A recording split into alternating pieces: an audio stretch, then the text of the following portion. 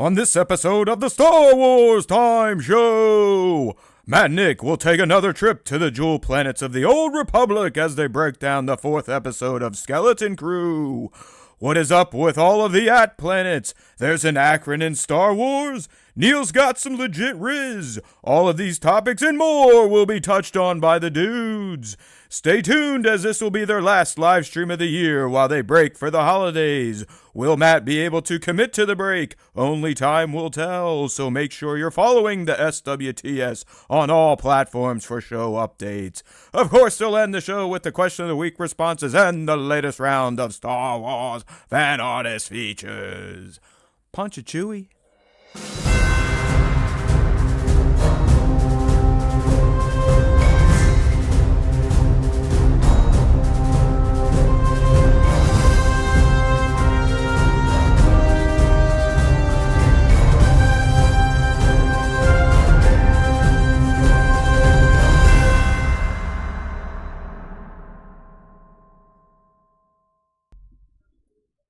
Hey now, everybody! Welcome back to another episode of the Star Wars Time Show, and I am kitted out. Welcome, welcome. Hey there, Michael Kramer. Thank you. Happy holidays back to you. What an episode last night. I think he's probably talking about Skeleton Crew, which we will most definitely take a deep dive into. But for now, we're just going to do what we usually do. We're going to do a little Ask Us Anything, a little pop culture talk. I got 3 movies to review for you that I checked out over the past week. There's a little low-hanging fruit Andor Season 2 story to talk about. Gamers will probably understand the theme behind that story. But it's good to be here. It's good to be talking Star Wars because there is always time for Star Wars time. And I'm pretty sure we've just hit our goal. Now that we are a monetized channel, I set a goal for the chat, and Michael Kramer got us there. So I guess it's time for me to do a dance. I don't know if you guys saw it, but you should see, I don't know what's going on here, like a goal in there. But we've reached the goal in the vertical live stream. Thanks to Mike Kramer. You are the man. So I guess it's time to at least do one dance, because that's what I promised. Ready? There you go. So the dance is in. You guys get what you pay for here at the SWTS. As always, appreciate you there, Misdivided Skywalker. Speaking of Misdivided, we were hanging out in the Beyond the Dune Seas live stream last week. It was kind of fun. I think I got a little annoying there. Let's just say I'm not used to being a passive listener, observer of Star Wars content. I feel the need to vomit up my thoughts as people are talking. So I was ripping and rolling over on BTDS. It was good to see those guys, and a few of you were in there. Like I said, Divided was in there. Kramer's in there whipping around his big wallet. So kudos to you all. Kudos to you all. Thank you, Nova. I know. That dance was pretty sweet. If I had enough room, I would have done the gritty for everyone, but I'm kind of constrained right here, so apologies. Also, apologies, I don't have my official work hat on. That's right, people. I opened the show with the new Columbia Vader Collection hoodie, as you can see. If you're on the live stream, if not, check us out one time. Wednesdays, 5 p. East, or as close as you can get. YouTube.com/Star Wars Time Show. But yeah, so the Columbia stuff finally came in. If you're in our Discord, you understand that this was quite a saga to get my Darth Vader collection stuff this year. I mean, Columbia does a Star Wars collection every year. This year it was Darth Vader themed, so I went a little nuts, as they like to say, in the collectible space. Ordered enough items to essentially feed a family for a month or two. And then I eagerly awaited their arrival, and they never showed up on the day they were promised to show up. In fact, it took 5 extra days for my stuff to show up. Multiple calls to Columbia support. It was a nightmare. I lost many years of life, probably had a stroke. But I got the stuff, and I dig it. I mean, the hoodie is fantastic.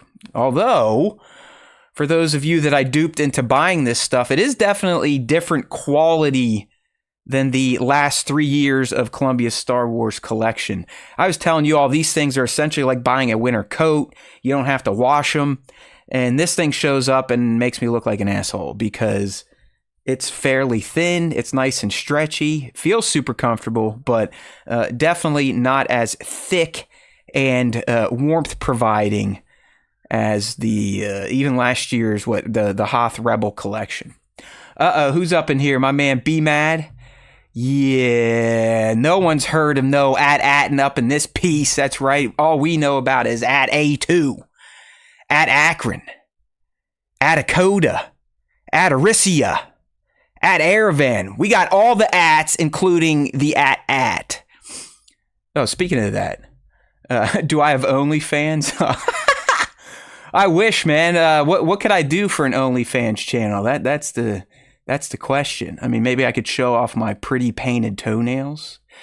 Maybe tickle my teats. You never know. That's right. None of us have heard of At Attin, but we've all heard of At Achrann. That's where LeBron James is from, just in case you haven't figured that one out yet. So, yeah, don't worry, people. We're here to talk about how nobody's heard of no At Attin, what went down in Skeleton Crew Episode 4. Can't say I remember no At Attin. That's literally the title of the episode, in case anyone hasn't caught on yet. It was good. Not my favorite of the season. It definitely felt like a middle of the season type of episode where we were moving pieces around a little bit, developing our characters a bit more than making things overly exciting. But hey, it was still Star Wars, still quality. We still got little drips of the mystery. And speaking of drips, holy hell, does Neil got that Riz. Neil's Riz is strong, as we saw it working on our girl Hana. So instead of hey now, we got a hey nah in the Star Wars universe.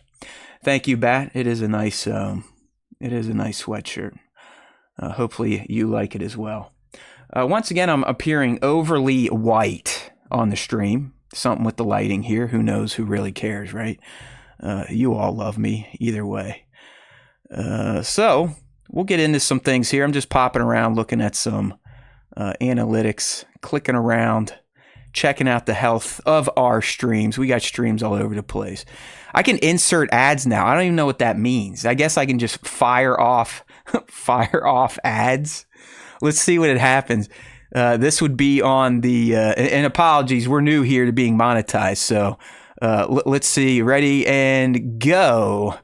I wonder if an ad just popped up on the horizontal version of the stream. And just, I want to be fair to everyone. Let's see if we can pop an ad up over on the vertical stream now. And there we go. So eat it, people. I'm sorry. Hopefully I'm not scaring anyone away. But we did just get that stuff. Bat, you just got an Amazon Fresh ad. Awesome. All right. I promise I will not be hitting that button manually. All right. If something happens, it's because YouTube is now deciding to add ads into our stream for their own benefit. I just wanted to hit the button because just like Wim, I cannot help myself when there's a button literally flashing saying, hit me. Well, that's funny. So Bango got a Steam ad. No, he said my stream dropped. B-Man got a Star Trek mobile game. Someone got Amazon Fresh. That just goes to show you that's what you all were searching today. All right. Sorry about that. No more me touching the ad button, I promise. If any ads pop up, you blame it on YouTube. You know what I mean? All right. Well, I think that's enough of a preamble in here. As always, we are waiting for young Nick to come back from work, which we hope will happen soon here in a few minutes. So while we're waiting for him, let's get into some of our pop culture talk for the week. And you know what that entails? It's time to talk about the latest round of movies my little chubby ass checked out on my AMC A-list program. That's right. I tend to check out as many movies as life will allow me because I am an A-lister. That gives me 3 movies a week.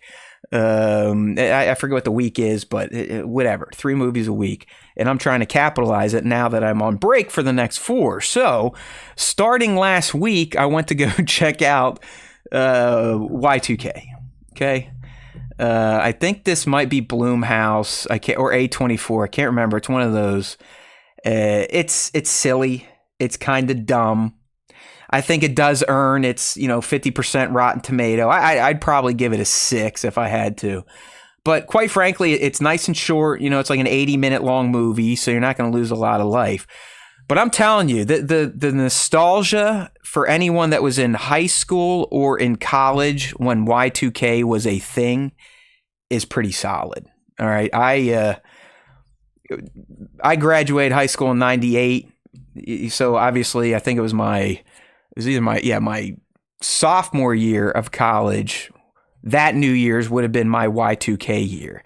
And I think this movie, Y2K, does a really good job of capturing the look, feel, tone of that point in time, that late 90s, early aughts.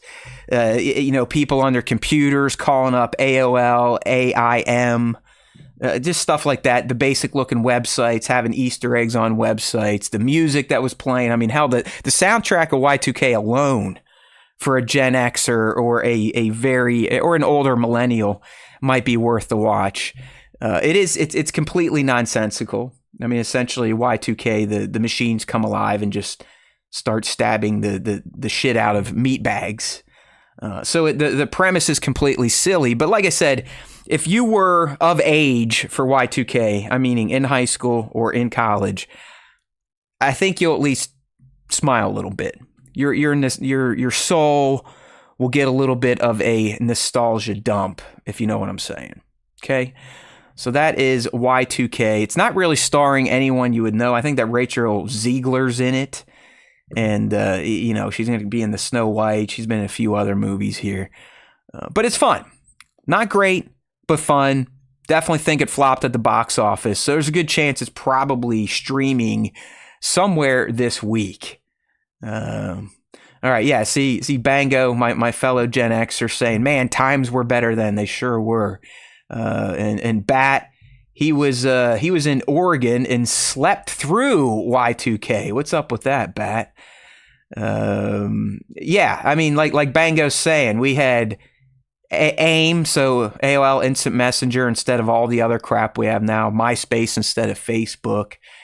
Chat rooms in AIM. Yeah, it was a fun time, Bango, fun time. But then social media was invented, and now we're all gonna die.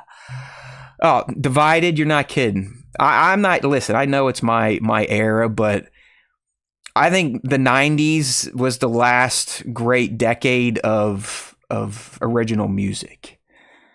60s, 70s. I mean, come on, that stuff it's legendary. It's epic. It is gospel. 80s, I'm not going to fully hate on the 80s and the hair band movement, but the 80s were the 80s. It was kind of a phase. You don't really have a lot of artists that have really stuck around since the 80s. You know what I mean? But then the 90s came around in grunge and alternative, and my goodness, there were some great bands that popped up, great albums, great music. Yeah, Bat, that's right. 90s best era since the 70s. Gotcha. Oh, Bango, I forgot. You are not a millennial. You are not a Gen Xer. You millennial scumbag. Just kidding, millennials. We love you. All right, so that's Y2K. Like I said, if you're of my generation, maybe millennials, I think you'll appreciate it. It is dumb, so you don't have to worry about paying attention or possibly even being fully alert. The next one here, I know everyone's going to roll their eyes and be like, dude, why do you watch this crap? Why do you jump on these grenades for us? And I'll tell you, well, because of the AMC A-list program. I want to maximize my 3 screenings a week. So when I have the time to do it, I'm going to go watch movies. So yes, I went and checked out Kraven the Hunter from Sony's Spider-Man, whatever universe they're trying to create with, Madam Web and Venom. And I don't know jack about Kraven. I thought Kraven was a bad guy. Maybe he still is. I have no idea. But I did go check out this movie, even though everyone on the planet in the Geekverse was like, Kraven sucks. It may be the worst Sony Spider-Verse movie or whatever we want to call their verse. And, outside of Aaron Taylor Johnson's ripped six-pack I mean, dude definitely got jacked for the role. There's no doubt about it. There's not much to take from Kraven. I will applaud them for going for an R rating. All right, so we do have violence on the level of Deadpool, just without the humor and interesting story. We got some foul language in there, multiple F-bombs, so I'm down with that type of stuff. I like that they took a risk on a kind of a hard R rating. But everything else is just kind of like blah. I mean, Aaron Taylor himself is not very good in this movie. I mean, action-wise, he's pretty competent, looks the part. Acting-wise, I don't know. Like, things were not jiving with him in most scenes and his castmates. So, it's like what Sir Dork is saying. It's not something that's going to make you want to light your face on fire for watching or stab your eyes out with a rusty shiv. But it's also not something you're going to see and be like, holy crap, I can't wait to talk about that or see it again, or I'm going to theory craft over it. It's Sony Marvel. And it's middling. I liked it better than Madam Web, not as much as Venom. It's kind of in that space right there. Yeah, so there you go. It was, yeah, I mean, Sir Dork again saying Kraven had good CG. It's funny. I mean, Kraven, I imagine they spent, hey, KB, as you can see if you're on the live stream, I got the crew kids laid up on my desk, and clearly it's not in a good spot because my fat arm keeps hitting them. But look at those guys. Look at, we got KB, Fern, Wim, and Neil, and then Jod's behind them hanging out with Grogu. But like Sir Dork was saying, everything about Kraven seems like effort was put into it, money was put into it, CG not bad, action scenes not bad. I mean, it doesn't look cheap. It just it feels cheap, and maybe it's the director, maybe it was the direction that he gave the cast, but it was kind of just ho-hum. I mean, Kraven, it's a 5 out of 10, something like that. Unless you're on a program like me, I wouldn't rush out to a theater. You probably just wait till this inevitably pops up on Max or something like that. But hey, Sony keeps trying until they just sell all of their Marvel shit to Disney, though. We're still going to have little gems like this pop up. All right, and then last but certainly not least, we had some Tolkien drop last week in the animated, or shall I say the anime-mated Lord of the Rings, The War of the Rohirrim, which was presented by Peter Jackson. It was a film by Kenji Kamiyama, who I'm assuming is a famous anime person. And it's set about, I don't know, it's like 200 years, 143 years prior to the events of the War of the Rings, or as we call it, Lord of the Rings. So it apparently tells a story that's not considered legend in Tolkien's universe. While I believe a lot of the characters Tolkien does mention, obviously Helm of Helm's Deep, Helm Hammerhand, his sons, Wolf of the was the Northmen or the Dunlading, something like that. That stuff I know Tolkien is at least briefly mentioned in talking about the legends of men. But really the story was about Hera, Helm's only daughter, and kind of how, as we saw even Éowyn during the Lord of the Rings, how females all across Middle-earth, but particularly with men, with the tribes of men, they're looked at like our females were back then, and some still are. You're just here for us men to serve a purpose, either to marry you off or, to appease a warring tribe, something. But your voice means nothing. Your actions can't ever live up to a men's actions. So that's kind of the crux of the story. So Hera is definitely the star. That's who you follow in the War of the Rohirrim. So,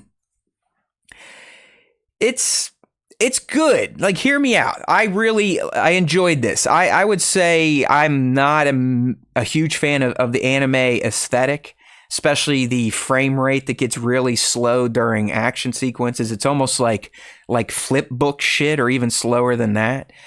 So not a huge fan of Lord of the Rings anime. It didn't look bad. Listen, it's a me thing. I want it to be a bit more fluid.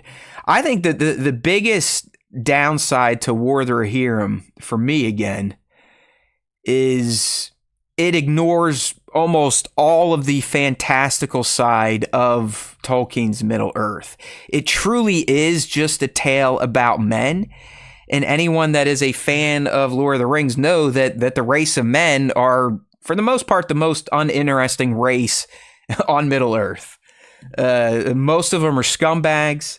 Those that aren't basically have to hide because the scumbag men tribes have kind of taken over and have just made things shit, right? I mean, men, they teamed up with both Morgoth and Sauron. That's just who the race of men are. So War of the Rohirrim lacks all the fantastical stuff. Like there's a wizard at the end that makes a cameo and another one makes a verbal cameo. But really none of that is touched upon. They do a nod to the fact that Sauron had, his forces of orcs out there gathering rings, but it's literally a throwaway 2-second moment. So while it's a good tale, and you do learn how the people of the Rohirrim or Edoras, how Helm's Deep comes to be, or at least how it gets the name Helm's Deep. That's probably the biggest lore nugget you can take from the War of the Rohirrim. You actually get to see why this keep at the Hornburg gets named Helm's Deep. So by the time we see King Theoden marching his people towards it, it's just known as Helm's Deep. It's not known as Helm's Deep in the War of the Rohirrim, but we see how it gets its name. So it's good. I mean, it's got the Lord of the Rings vibe and feel that you love from Jackson's Lord of the Rings movies. I mean, they use Howard Shore's music, so that's correct. But like I said, I would have liked a little more of the fantasy element of Lord of the Rings infused. So I'd probably give it like a 7.5 to 8 out of 10. A little long. I mean, for an anime, it's over 2 hours, so it has that going against it as well. All right, let me get a check in with Nick here. All right, he actually said he's going to be late, so I'll just keep pressing through with stuff I had planned, and we'll get into the Skeleton Crew stuff when he shows up, if he shows up. Hopefully he does, but we shall see. He said he'll be here as soon as he can. All right. So let's talk a little Star Wars, okay? We did a lot of non-Star Wars, but there's always time for Star Wars time, right? That's why we are here in the first place. I love all the new Tic Tac Throns and the new emojis being used. So kudos to channel members. If you want to become a channel member, you can do so by heading down to the description of this live stream. You get a nice little Darth Vader cat next to your name as a perk, and you get access to custom emojis like Mango, Tic Tac Thron, more Kylo Ren, the Golden Vader trophy, and many, many more. So if there's anyone new here, go ahead and check it out. All right. So, got a little Andor story here, and you gamers, it might resonate with you a bit for sure.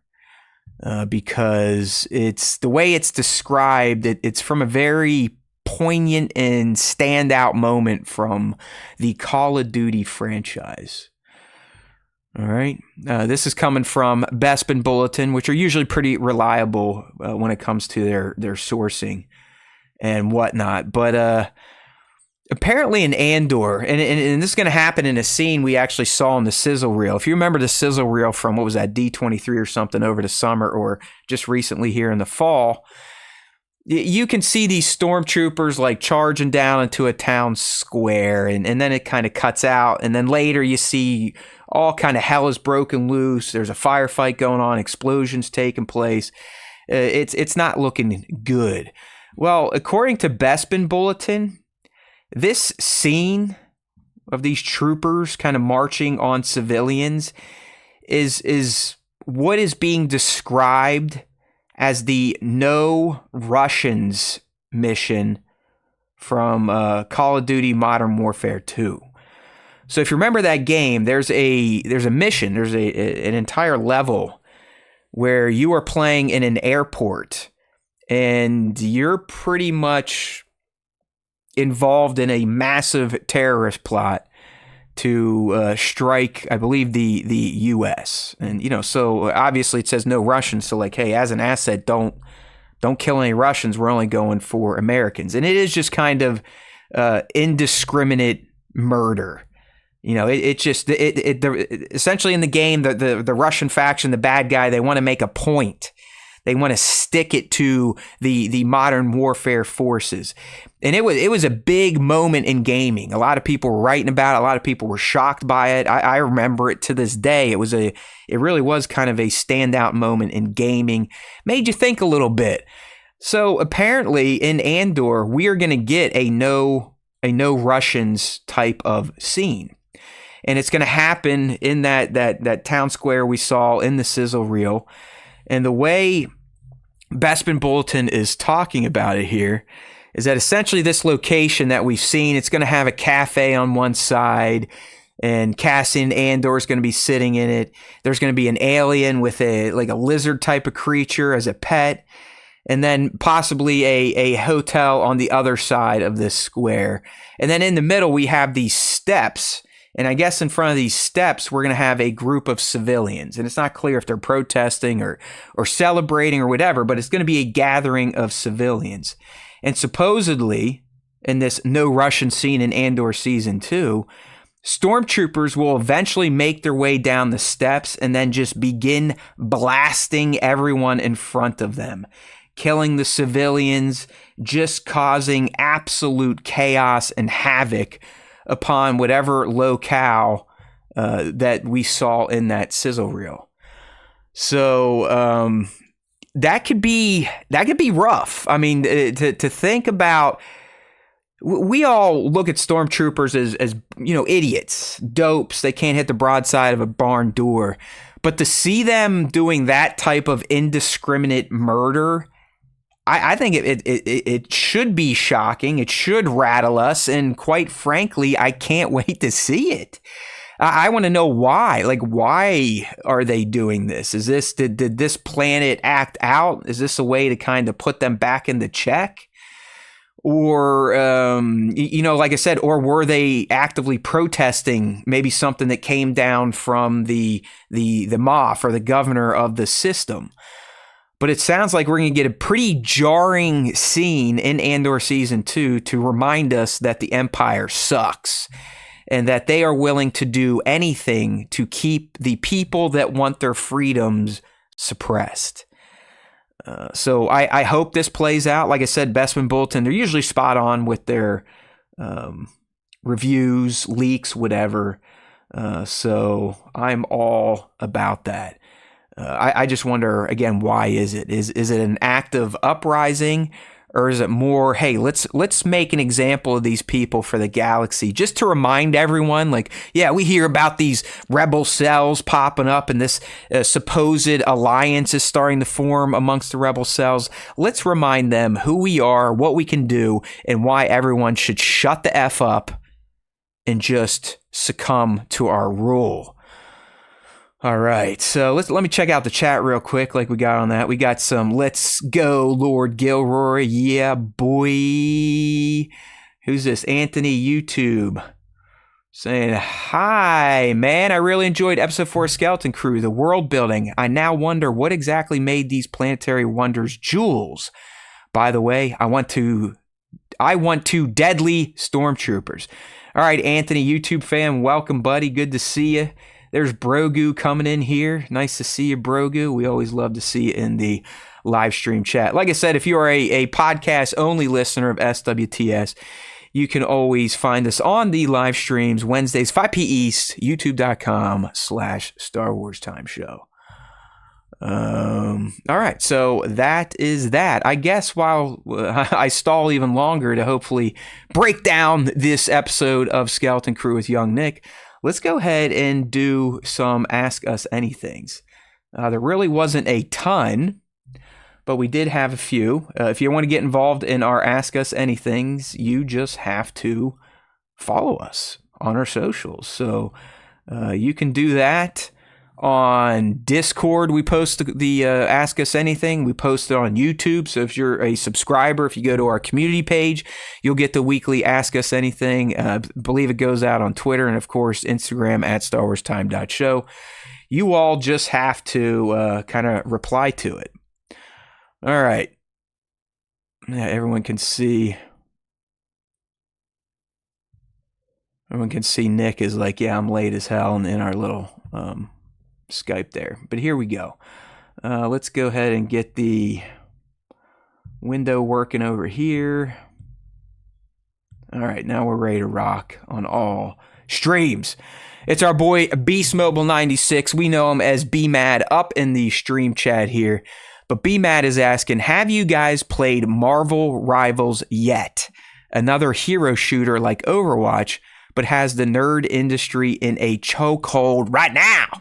Honestly, B-Mad, I have not. And I don't even know if I knew it existed. So let me pull it up real quick, just so I can get a quick search of it over here. Maybe I'll check out a trailer right quick. Play now, the superhero team-based PvP shooter. All heroes are free to play. Oh boy, I might have to check this out. So it looks like we're on consoles and PC for this Marvel Rivals, and it really does. I mean, it looks just like Overwatch. Holy crap. I mean, it's like a direct rip of Overwatch. Oh, this is cool. Yeah, you know what, B-Matt, I think I'll check it out and maybe report back to you later, if you know what I mean. So I don't know if Nick has played Marvel Rivals. Hey, Nick, have you played Marvel Rivals? No, he's not played Marvel Rivals. He's still working. So good deal, man. I mean, it does look exciting. Who knows when it came out? Is this something brand new, I'm guessing? But I will add that to my gaming to-do list, young B-Mad. All right, B-Mad's saying they're having an absolute blast playing it. If it is like Overwatch, it means it's going to be squad-based, so I'm sure there's roles to play on each team. I mean, it also kind of feels like Star Wars Hunters, which I played for about 2 months straight. I think the first 2 seasons, then I kind of dipped back out to get to some other games like Space Marines 2 and the Finnish FF7 Rebirth. So I'll have to check it out. I'm always down for free-to-play, if you know what I mean. All right, before we get to another Ask Us Anything, we got Brogu up in the chat, dropping some theories here, saying, I have a theory. Wim's father is not letting on what he knows. I think he's a pirate, and that was his ship, and that his son found. He went to the ship's location looking for his son. What do you think? See, Brogu, there's a lot of people jumping on Wim's dad, Wendell, kind of knowing more about At Attin's mysteries, the supervisor, than the rest, or than what he's letting on. But I don't know. I still think Wendell, the way he looked specifically in episode 3, I still think he's just a shell-shocked dad. He knew to go out to the B-Mat. I'm not pushing the ad button. I promise you. Although I did get this on Beyond the Dune Sea, so I guess this is just what you get when a channel finally gets enough fans and viewers to run ads. But anyways, back to Wendell. Like I said, I really think he's shell shocked. That's why he kind of looked out of it in that meeting of the parents. I don't think he knew anything of the spaceship prior to seeing it raise out of the earth, and that's part of the reason why he is so whacked out. Now, I will give some of you Wendell theory people a bit of credit and love. We still have not specifically heard what Wendell's role is on At Attin. Every other parent, their job has been identified. All right, Fern's mom, Farrah, she's in admin. Neil's parents, they're in analytics or whatever it's called. Same with KB. We never hear Wim say, "Oh yeah, my dad's, he's in analytics too." So that's the only thing that seems a bit odd to me about Wendell. Everything else, I just think it's a dad who just watched his kid fly off in a starship that no one knew was on the planet. I think that's why he's whacked out. You know what I mean? All right, we're getting some other stuff in here. So Grogu is sticking on the father knowing something about the treasure. But bro, you gotta remember, everyone, all the other kids have seen what they're called dataries now. I mean, Neil saw them, Fern saw them, and none of them were like, "Holy shit, where did you get those?" So I really think those Old Republic credits, or dataries as the kid call them, that's just the money. That is the currency of At Attin. All right, I got a question here from Divided. Since we're working on time here, I am going to answer it here. So Divided Skywalker is asking, I have an Xbox Game Pass. Any recommendations for simple gaming? Vampire Survivors, Divided Skywalker. Love that game, and it should still be on Game Pass. If you want more than simple gaming, then I think the new Indiana Jones game hit that platform last week, and I've heard some pretty good things about that. So that's what I would check out if you're on Game Pass right now. Both simple gaming and if you want to get a bit deeper. You know what I'm saying? All right. Bat's saying he works in the admin tower. Maybe the admin tower is something different. I mean, we did learn in episode 4, at least the At Achranns, they call it the Fallen Sanctum.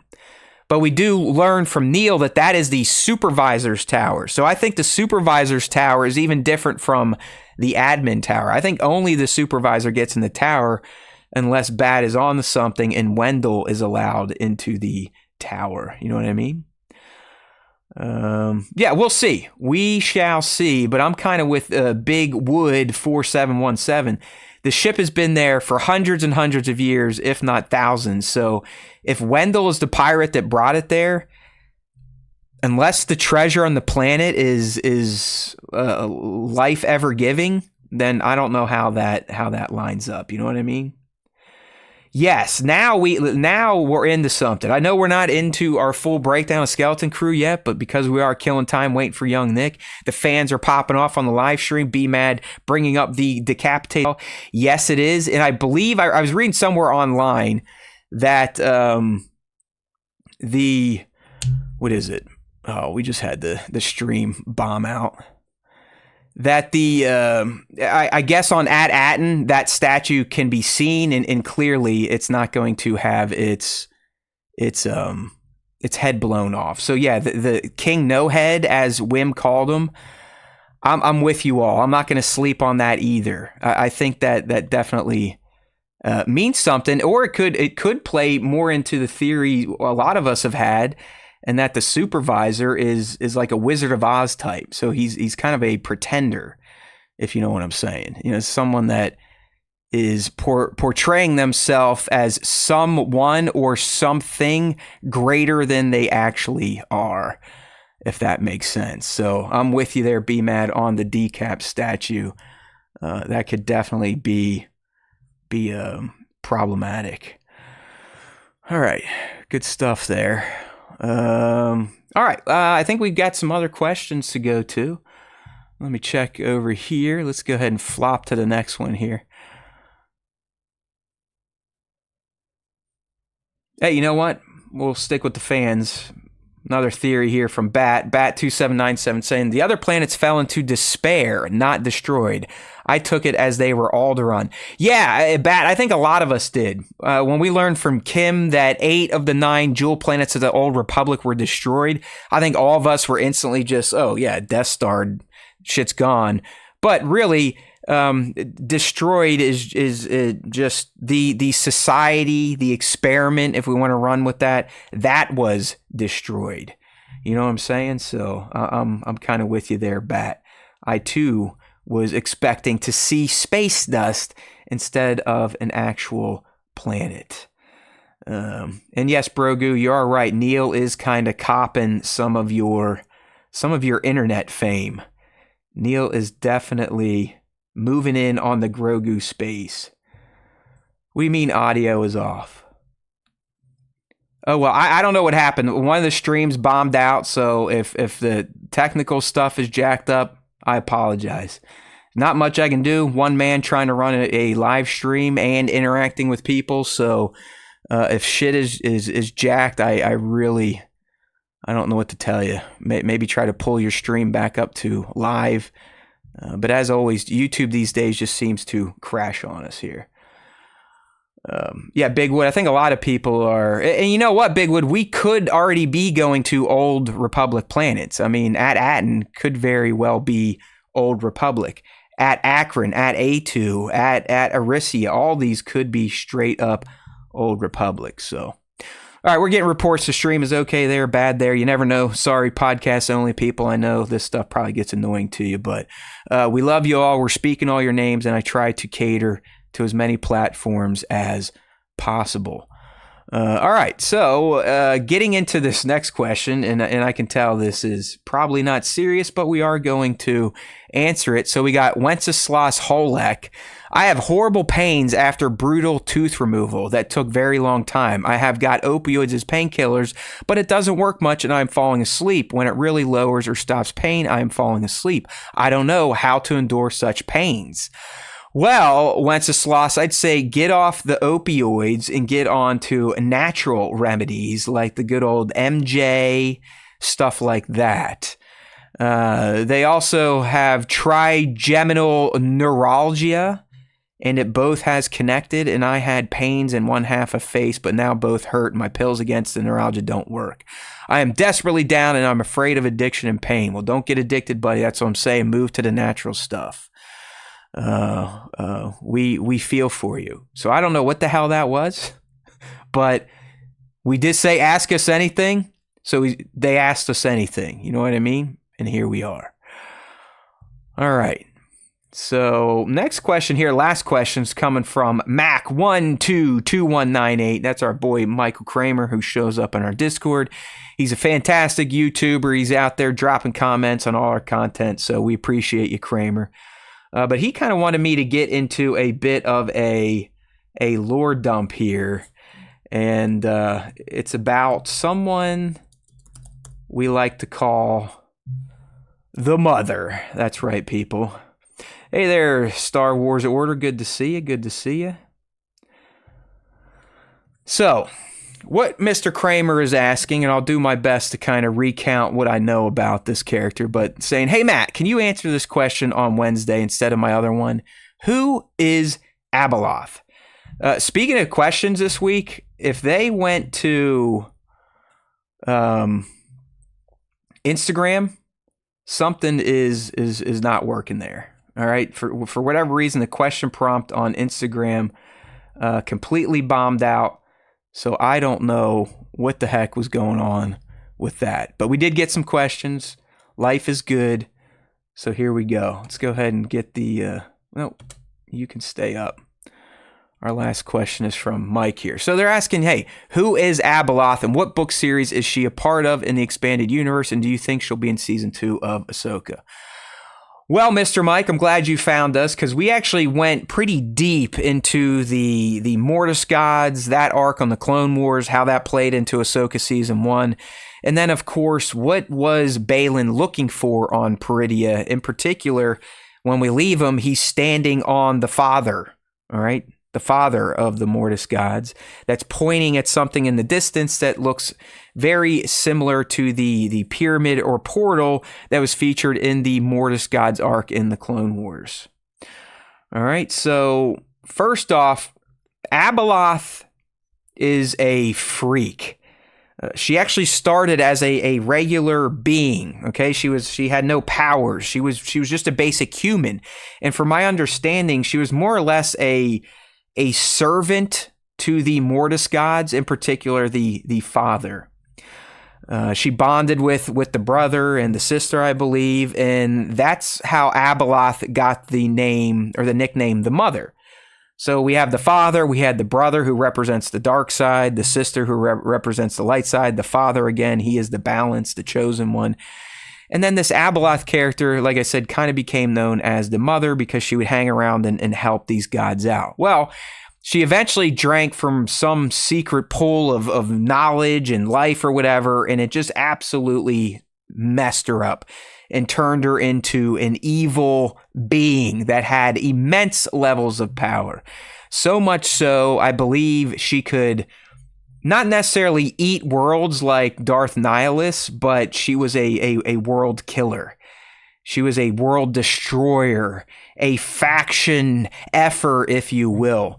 She was so freaky deaky and really not on any side of the Force that both the Jedi and Sith feared her. In fact, I think they may have teamed up and possibly locked her away. Yeah, as Bango is saying, she is known as the Destroyer, bringer of chaos. She is no good. I mean, she is death reincarnate, essentially. Because I don't read Star Wars words and shit, so I don't know if the Mortis gods themselves locked her up or if the Jedi and Sith were able to lock her up.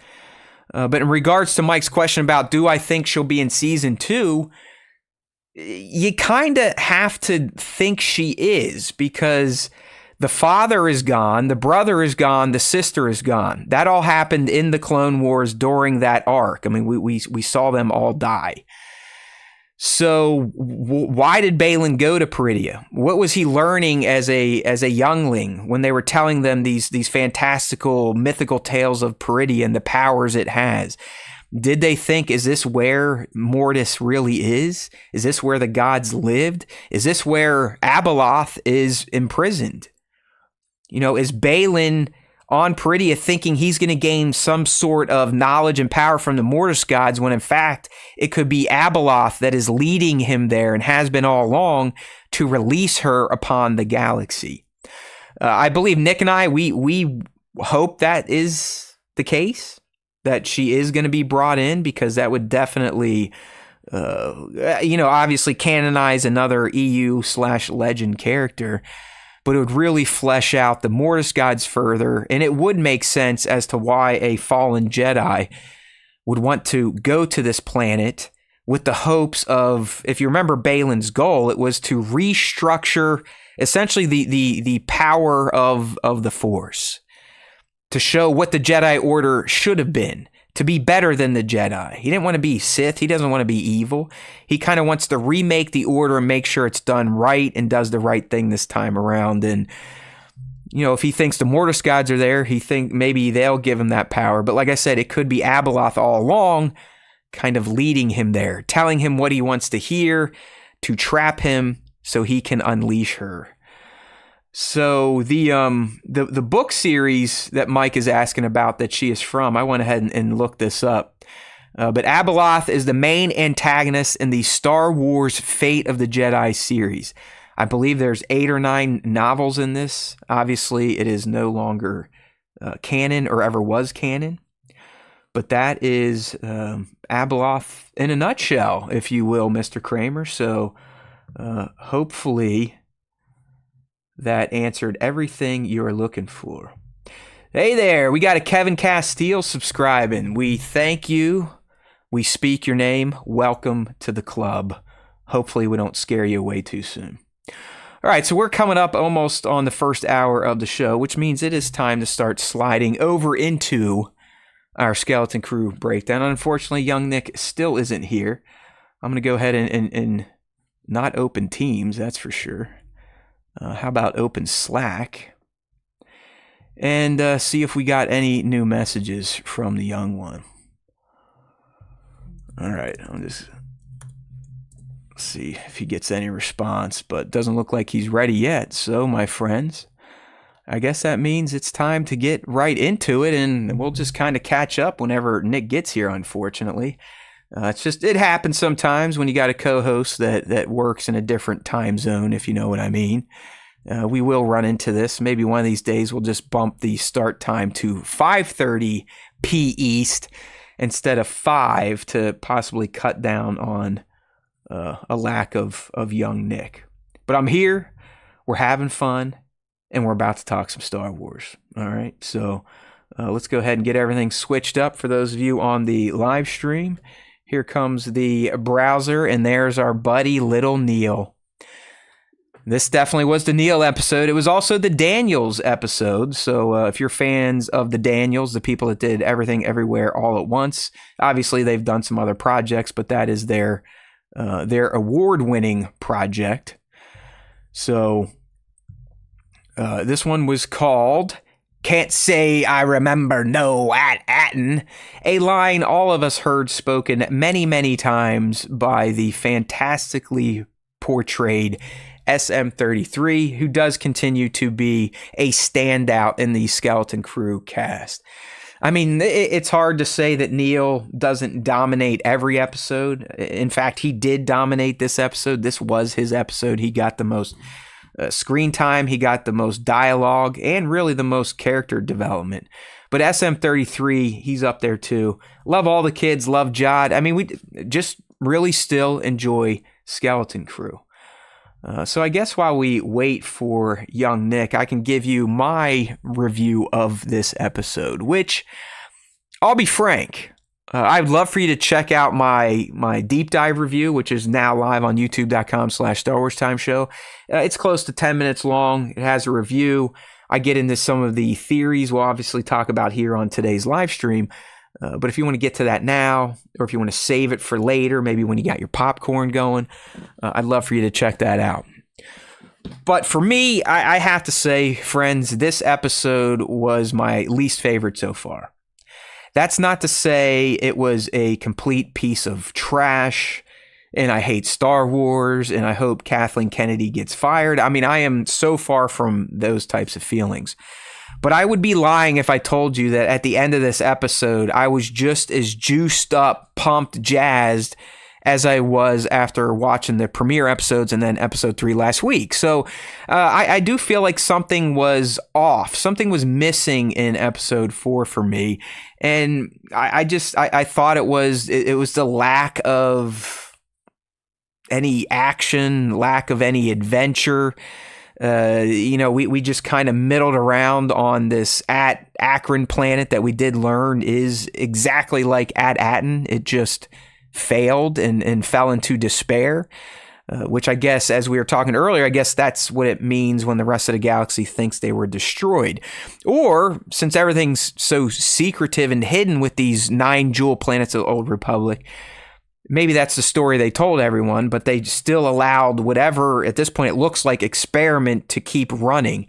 And sadly for the people, the citizens of At Achrann, their experiment did fail, or whatever was happening there. And it looks like without a supervisor and security droids, they descend into conflict, which I thought was a pretty astute point to make. And really, for the first time in this series, I mean, outside of Port Borgo, that we came across a planet that felt very Star Wars correct. It felt Star Wars lived in. Because all we've really known about Star Wars outside of this At Attin experiment, this treasure planet, this mythical, legendary lost planet, is that, most locales in Star Wars always look like they've been touched by some sort of galactic conflict. Things look blown out. Things look old. Things look basic. Things look ashy, smoky, dirty, dank, dark. That's exactly what we got on At Achrann. It feels more like a Star Wars planet. It feels like it has been affected by tragedy and conflict. So it does seem that on these jewel planets, which more and more feel like some sort of social experiment, that if the experiment shits the bed, it's over. I don't know if they pull the plug and the overseers, the overlords, remove the supervisor, remove the security droids, and just say, have at it, kind of like a purge style planet now. But it's quite clear that something went really wrong on At Achrann that has not affected At Attin's way of life yet. So I think that's why this episode was slow, because the writers, the directors, they really took their time to show us the difference between Achrann and Attin, but how Attin's controlled society, its supervisor, its security droids, its barrier, it remaining hidden, it not knowing about the galaxy at large, how that almost benefits the planet and its people in a way and allows them to live peaceful like Neil wants to live. It allows them to live without conflict or to even know what conflict is.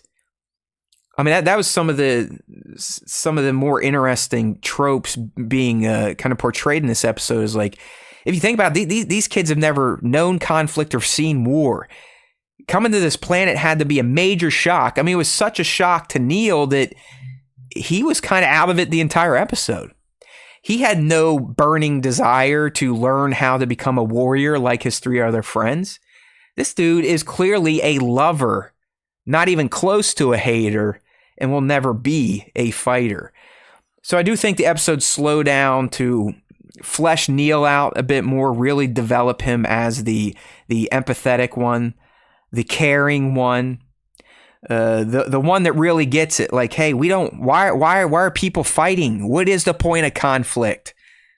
I mean, did you hear his line? I would just say I'm sorry and then try to move forward and be friends and work together. That's not really a perspective you ever get to hear or see in Star Wars. So this episode, while slow, allowed that to kind of come to the forefront here. As Neil did, like I said, I mean, his interactions with Hana and him showing us his riz and how he was able to, by the end of the episode, get himself a smooch. So, I think Neil was done really well in this episode. Fern had a moment for sure. I'll try to find the screenshot, but it's when they're in the fallen sanctum, aka the supervisor's tower. Great acting there by Ryan and Ravi again. A nice little scene between kids, and you're kind of getting like, you know what, these kids are starting to. Being lost is really starting to affect them. As strong as Fern has tried to bend, she wants to be the captain. She's making all the decisions. It's really starting to weigh on her. She feels like she's letting her team down. And Wim's like, don't worry, we got this. We're still alive, right? Like, you're not a failure. So this episode, dialogue heavy for sure. A good amount of character development. It lacked action for the most part outside the end. And it kind of lacked that we're on an adventure type of feel that has been very prominent in the previous 3 episodes. So, like I said, not my favorite. Not bad by any means.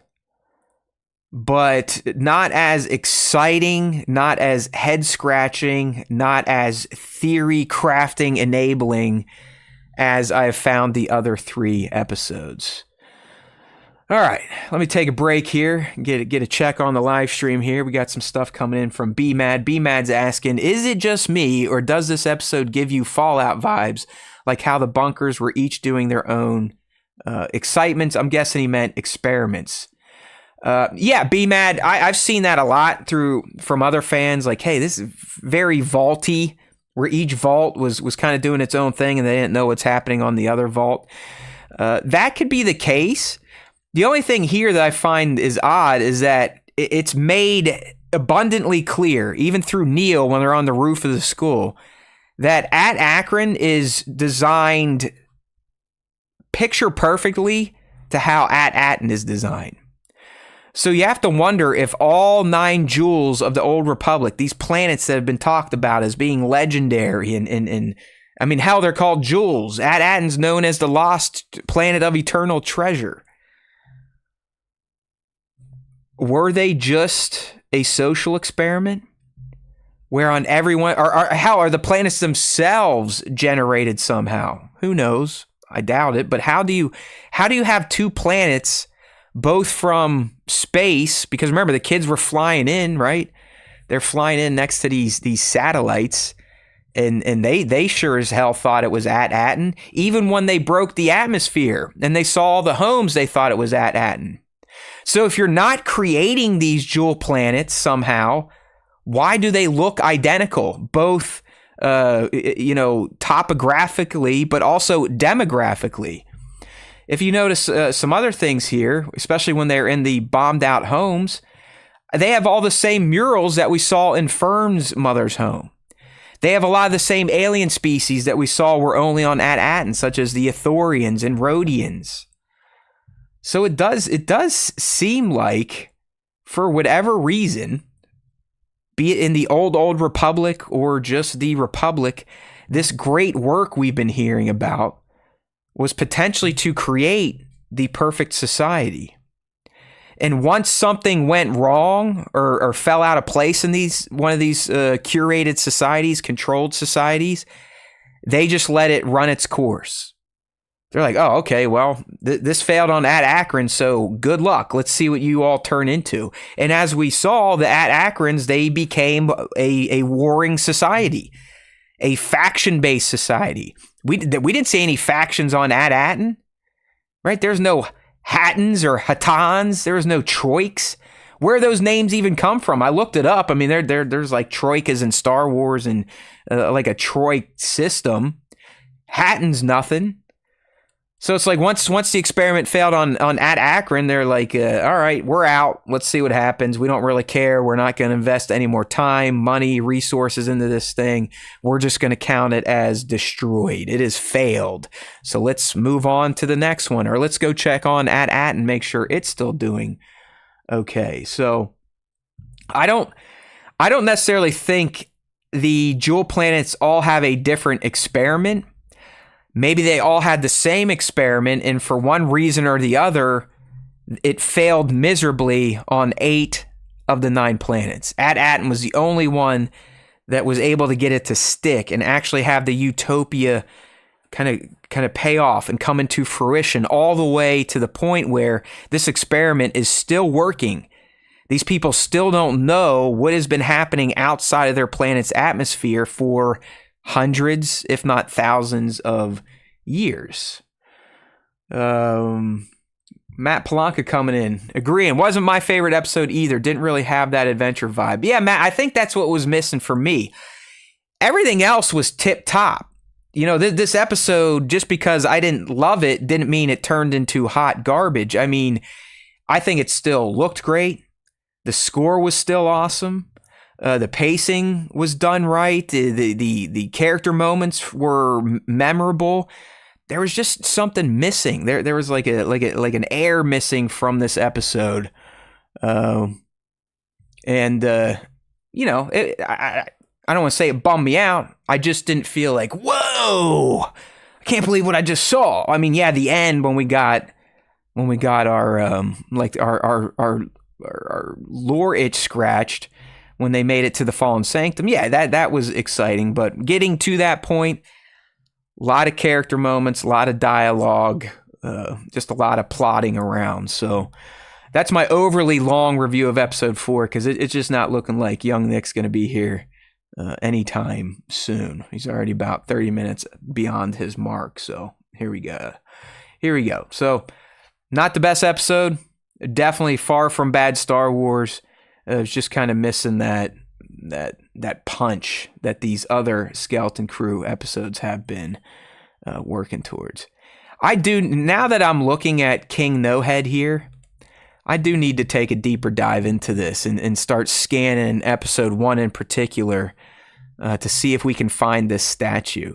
It looks very humanoid. He's shaking a hand.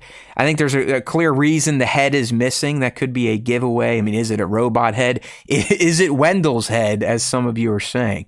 Is it Hondo's head, right? Maybe Hondo's the pirate. He traveled back in time, crashed the Cinder on At Attin, took it over, installed a supervisor so no one would ever find his treasure, and then he could leave and become the Hondo we know him to be. Again, that's just a joke, but you never know. All right, so I guess the best way to do this while we wait for Nick, if he is ever going to show up. See, even B-Matt in the chat saying, that's Wim's dad. I love you guys. Who knows? Who knows what it is? But what we're going to do here, we're going to start going through some of this episode's top moments, Easter eggs, references. We'll try to get all that out of the way. And then maybe Nick will show up. If not, guess what? whoever's left in the live stream chat with me, you are going to be my partner this week for the ha moments. If you're new here, we usually have two people. We'll both give our quick review. We go through the top moments. We go through eggs and references. We theory craft throughout. But then we have what are known as the ha's. And these are little notes I will take as I'm watching an episode of New Star Wars that they just seem curious to me. And you know, maybe young Nick will have a theory based on one of them, or maybe even today the live streamers will, because I'm going to need you, because it doesn't seem like young Nick's getting here anytime soon. And the intern just hit me up. He said, yeah, not the best episode, but still loving the series. So that seems to be the case. I saw some other creators were like, oh my God, this show is still the best. It's everything. I'm like, you know what? That's their opinion, and they're allowed to have that. So let's get into some top moments, if you will. And unfortunately, this week, I only really had a moment. I had a top moment. One could argue that young Neil was the top moment, kind of like last week how Jod was kind of the top moment. Young Neil had a lot of great scenes, delivered a lot of good dialogue, had even better facial reactions. I mean, did we all see this little guy's snout shaking as they were hiding in that bombed out bus? Yes, it was the bus. You could see the RX driver there. But yeah, I mean, Neil all around this episode was great. It was great. The performance was great. The physical performance, or I don't know if they do that CG or if that's actually animatronics in the face there, but he's on that bus and he's shaking, but instead of his body shaking, it's his little trunk going like flipping around like you know what. So love this guy, love Neil. He definitely was the star of the episode. But the top moment I really want to get to, it's not that he turned down learning how to become a warrior, or his awesome little chat with Hannah on the rooftop. I mean, that look at that shot of those two from behind them. They're just sitting there on the edge of the school. Beautiful stuff there by the Daniels. But that's not the top moment either. You know, not him essentially calling himself a weakling. Not that either. Not him being scared shitless to be a lead scout for these pussy adults, these troik that require kids to be their fighters. No, the moment I am talking about is not even his first kiss. I know.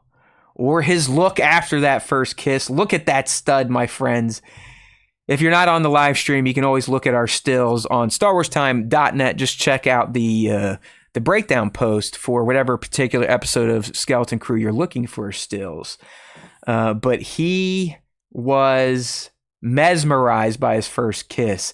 And Bat's right. He got a little action beyond the kiss. There was an earlier scene where Hannah literally drags him by his trunk, which I would say might be somewhat offensive to an elephant race, right? I mean, that's got to be offensive to an elephant race of people if you lead them around by their trunk. I mean, that'd be no different than me grabbing young Nick down in his crotch and saying, hey, come with me, pal, pulling on his taffy down there. So I'm gonna go ahead and stand up for Neil and say no more touching the trunk. That's for Neil and Neil only, maybe his family, and maybe his significant other. Otherwise, hands off, okay? That's borderline rape, which happened to Neil, okay? Borderline rape.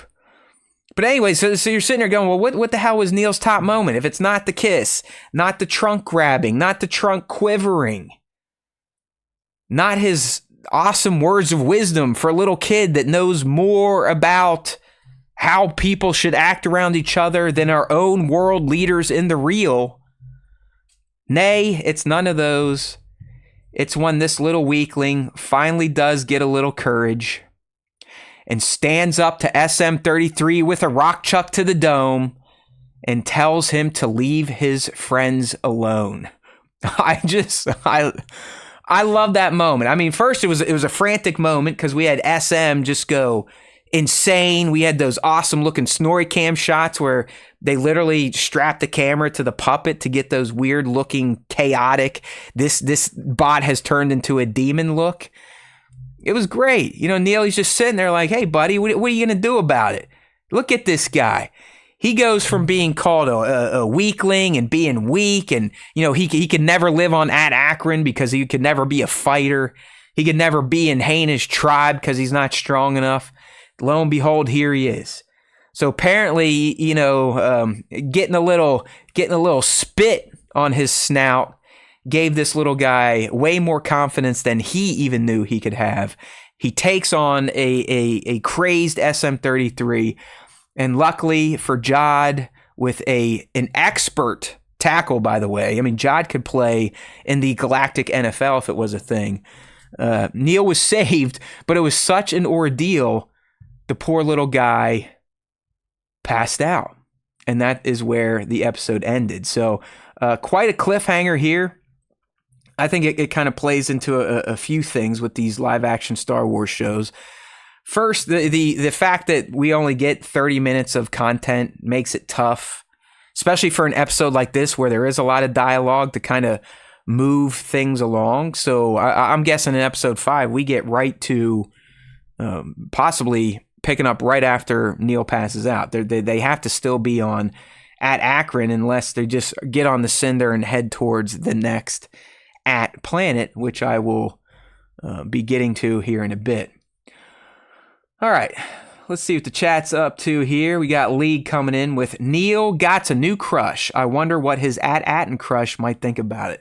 You know, that's a good point, because if you remember, and I don't think she knows, but Neil made it clear to Wim and us as the audience that he has the hots for Runa. She was that green-looking, furry, quasi-owl, big-eye creature that we saw in his class, I believe, in episode 1. He was just sitting there staring at her like, oh, he had those puppy dog eyes. You could see Cupid firing multiple rounds of his arrows into him. He was madly in love with Runa. And, ladies, as it always goes, it's a man's world. When the next best thing comes along, Neil is quick to drop his feelings for young Runa and clearly sprung a little bit of a chub for Haina, the cousin of Hey Now, who opens this lovely little show each week. All right. Neil pulls a Neville Longbottom.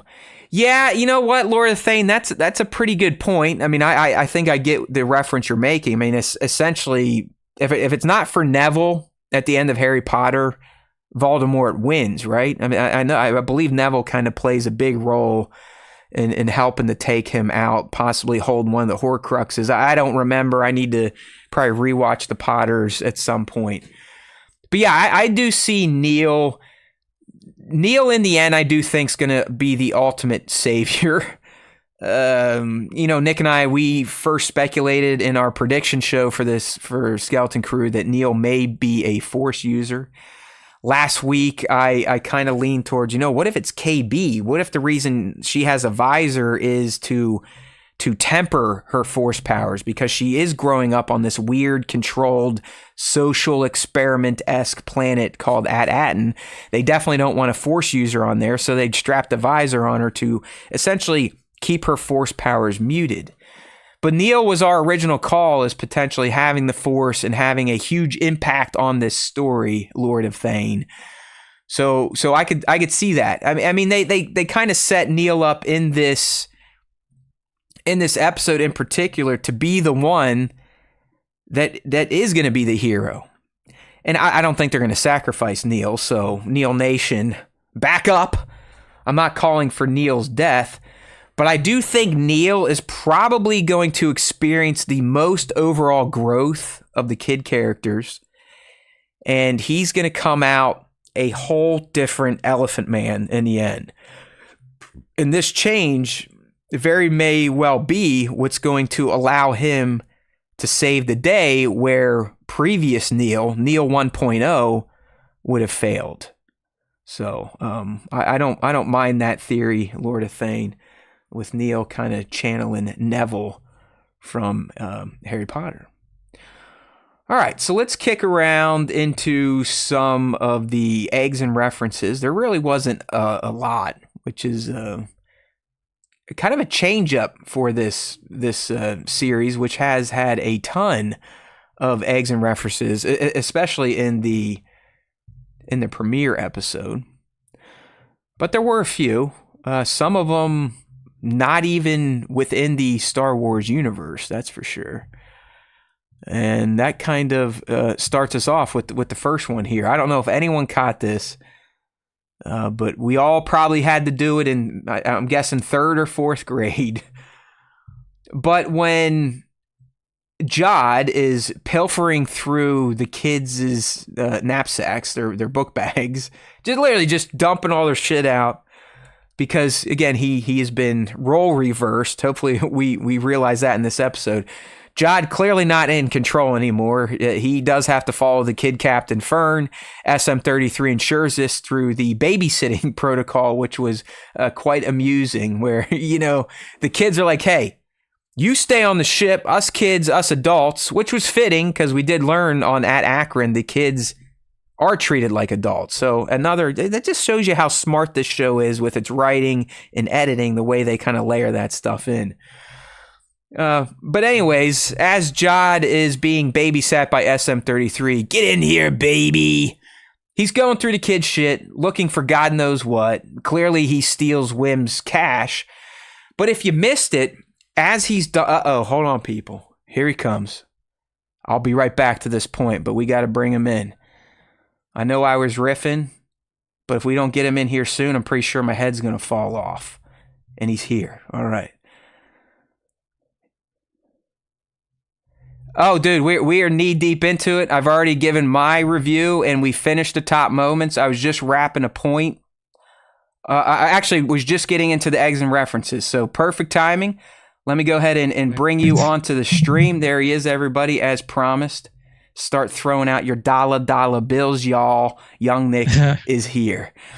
All right, man, let me wrap this point real quick, and then we'll circle back to your impressions of this episode. Then we'll just get right back into it, all right?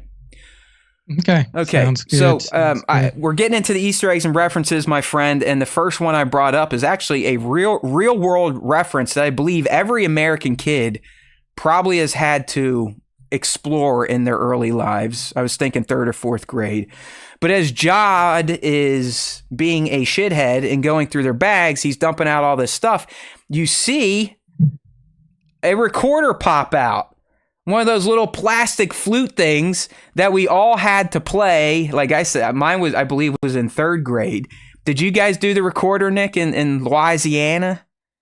Oh, yeah, we did for sure. Yeah. I can't remember exactly what grade we did it in, but we definitely did it.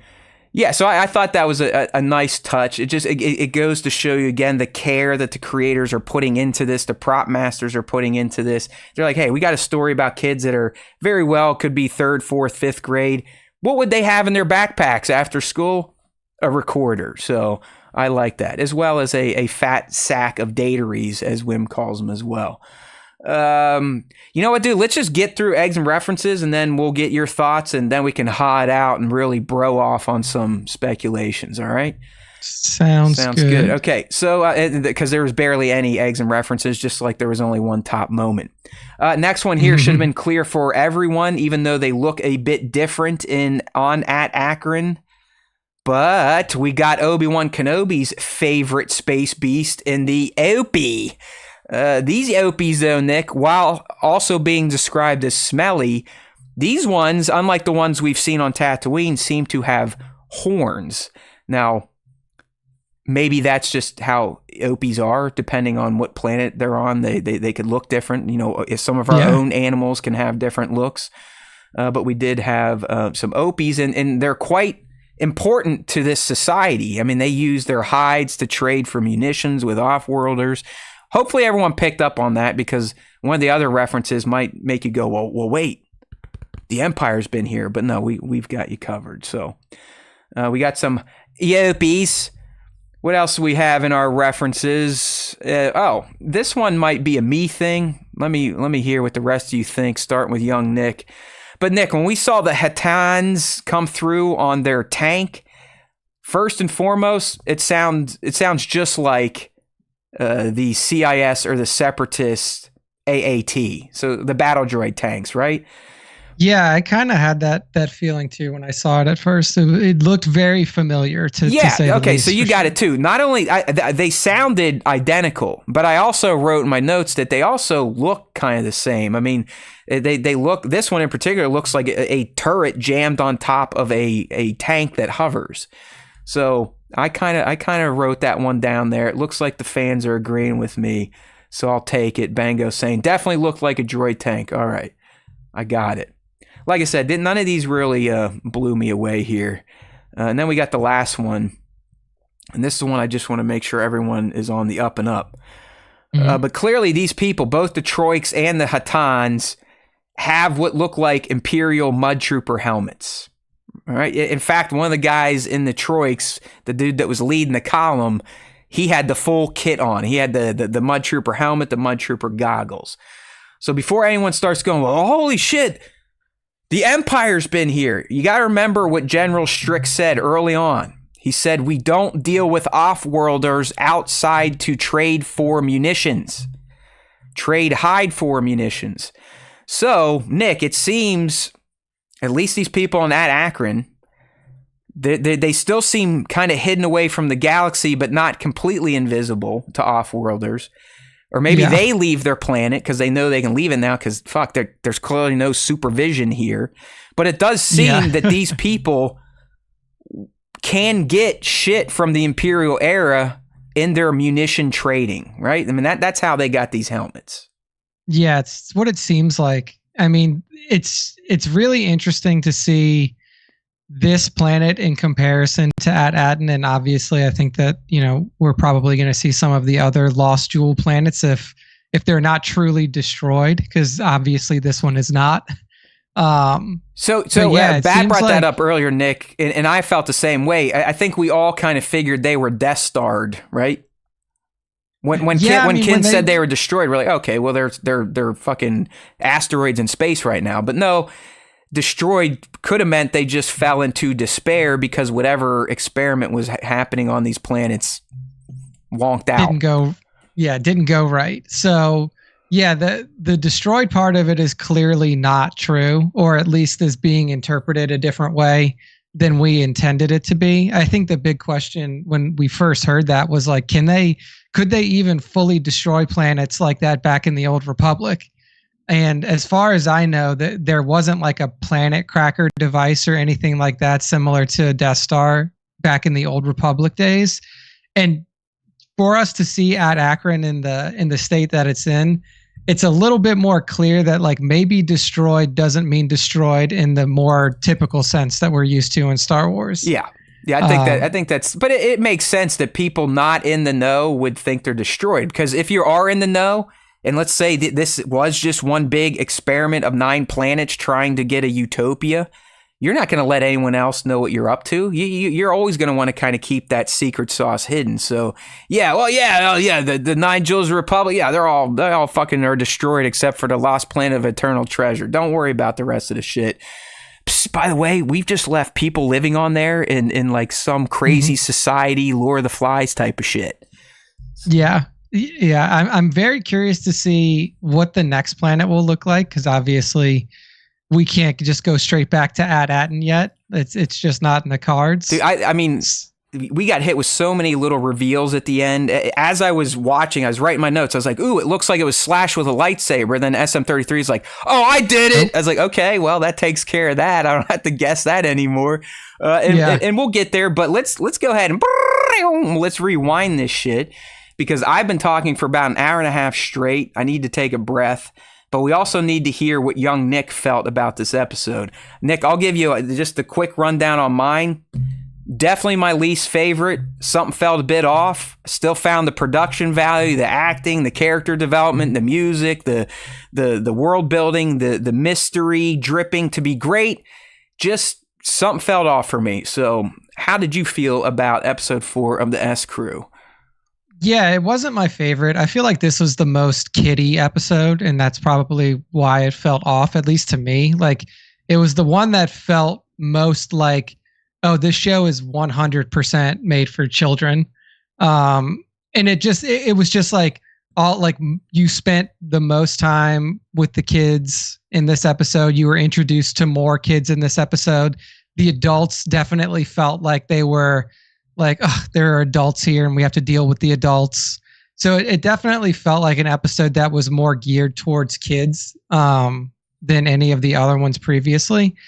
And it also didn't have, like you were mentioning, there weren't as many eggs and references as other episodes. And I feel like that also fed into this one feeling a little bit less exciting than the others. Because even though in the others we were spending a lot of times with the kids as well, there were a lot of things for like older Star Wars fans to really dig into and really have a lot of connection with. And on this episode, there wasn't as much because we're on a planet that nobody's ever been to. We're dealing with children on this planet in addition to the children that we're dealing with from the main cast. And then there's just a lot of like surrounding mystery. So not a lot to feed off of if you're just like an old school Star Wars fan. Also, like the episode itself was just very gray. And I mean that in terms of its presentation. Like the whole planet was pretty gray. Like Jod said, it tastes ashy on here like my home planet. Yeah. So like where in previous episodes, you're used to seeing like the urban landscapes of At Attin, or you're used to like the hustle and bustle that's going on Port Borgo, or a lot of things that are happening on the ship that feels more dynamic. And this one didn't feel like there was a lot of dynamicism in the episode. It was just very much like, it was very conversation heavy, and there wasn't a lot of action that was happening. So I still enjoyed it for the mysteries that were to be revealed, like we saw with the locations of all the other jewel planets that were revealed in the supervisor's tower. The fact that At Attin that Smee has been to At Attin, and he was specifically ordered, even if he was ordered by another captain, to never say anything about At Attin or to give up any details about that planet. Can't say I remember no At Attin, Nick. Yeah. Yeah, he can't remember it until he can remember it, and even when he can't tell you. Dude, he's the best, man. I do love that character.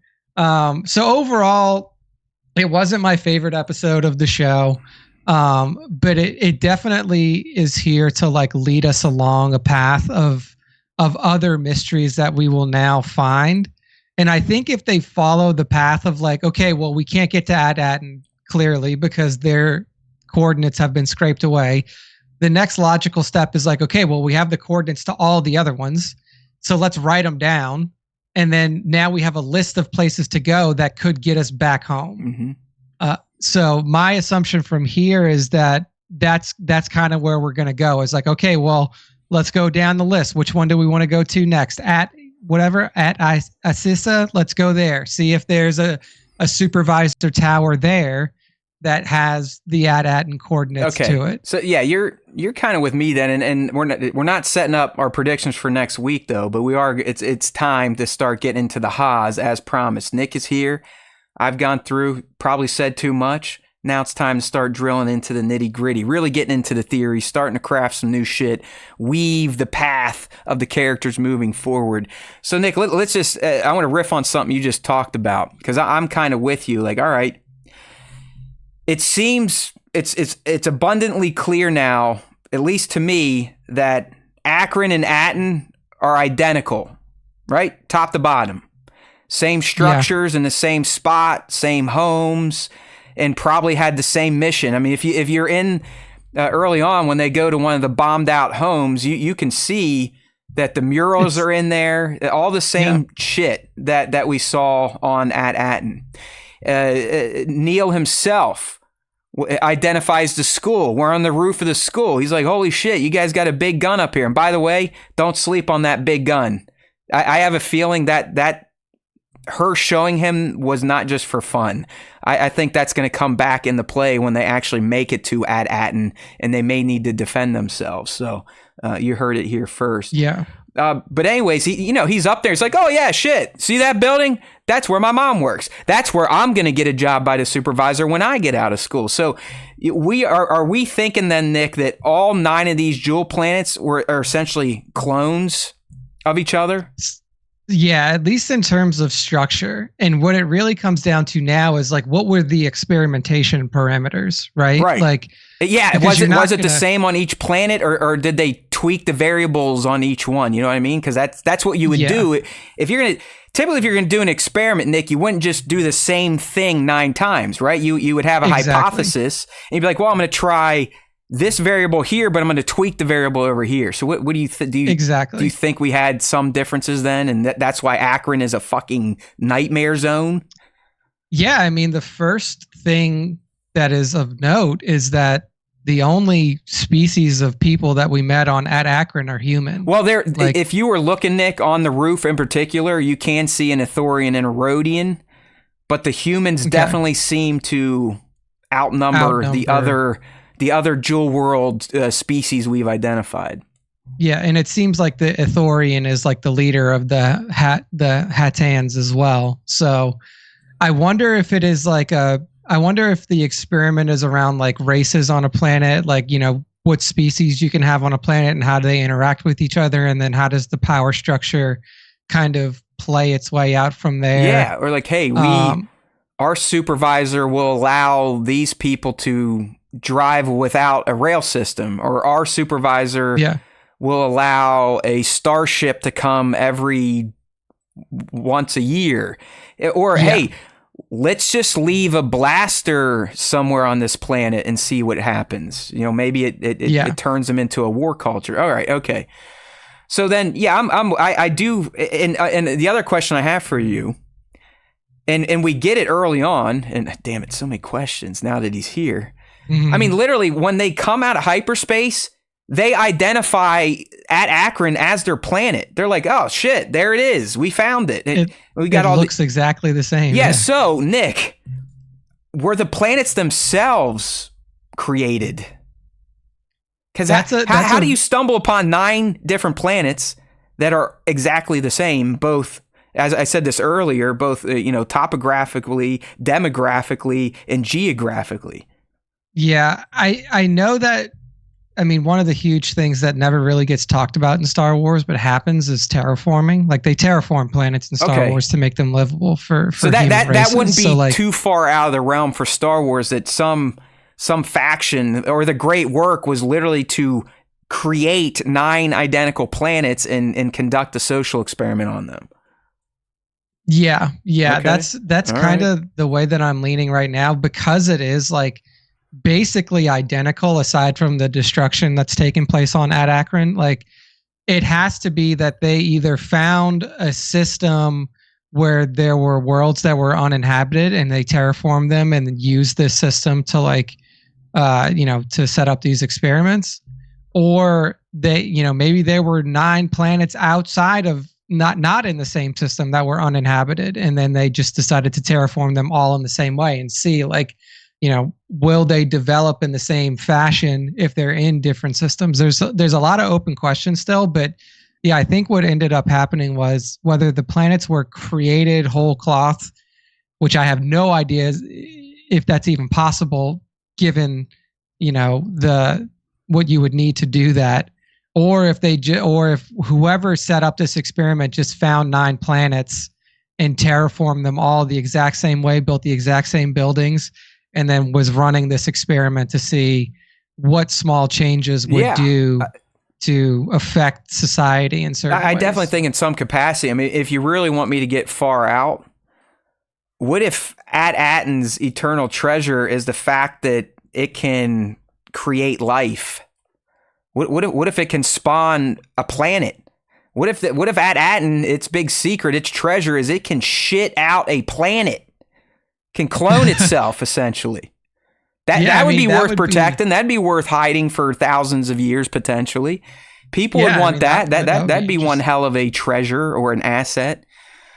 Yeah, for sure. But that would be super interesting. You do have to wonder, if they look so identical, even from space, even in the atmosphere. Because remember, the kids are like, oh, look, we're home. There's the fucking neighborhoods. Yay. And then they land. They're like, oh, shit. I mean, at one point, Wim thought they were asleep for 100 years, and At Attin just decayed. So to me, it does seem like, all right, whatever this great work is, whoever was truly in control of it, they were like, we need 9 identical locations. Everything's going to be the same. We're going to drop the same races on there. Maybe we'll tweak the races. Maybe we'll tweak some of the formula. But for the most part, we're going to see which one lasts and what it turns into. And hopefully we do find a utopia, because to me, that would be a pretty great work if you're, even if we're talking early Republic, you still would have been coming off of thousands of years of conflict with the Sith. And then, if we're approaching the High Republic, we got more conflict with the Nihil. They're probably trying to figure out, how can we, as Neil is saying, why are we fighting, motherfuckers? I would just go say, I'm sorry. Let's clear the air. Like, maybe the whole point, this whole great work, was to create this utopia, to spread it across the galaxy, and once and for all get rid of the warring that has ravaged the galaxy since the dawn of time, dawn of the Jedi, whatever you want to say. Yeah. I'm super interested. Like, even though this episode wasn't my favorite in terms of like the content in the episode, I think that it sets up a lot of really interesting pathways for the show to go on for the rest of its run. Because now it's like, okay, now we know that there are identical planets. There are probably 8 identical planets, and there are probably experiments happening on them. So now it opens up the question of like, okay, what was the experiment on each different planet? Because for At Achrann, it could be that they allowed off-world ship travel to come in. And that didn't happen on At Attin. Right. At Attin is completely locked down.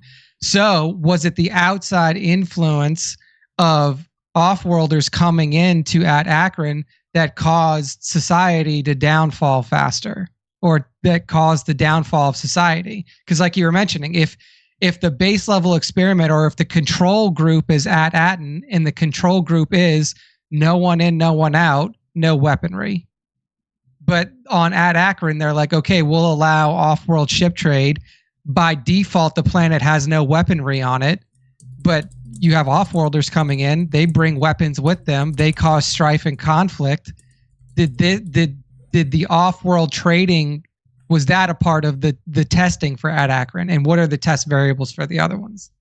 So I am more in, like, this episode definitely opened up a lot of intrigue for me, just to see like, okay, when we go to the next one, like, what's the fucking deal there? Did they all live underwater? Like, what's the experiment here? Like, what's going on? I mean, as we're saying, Nick, if they do, and here's all the names, because I'm sure people aren't like me that write this shit down and have captions on, but we now know 6 of the 9 jewel planets. Okay, At Attin, that was our original.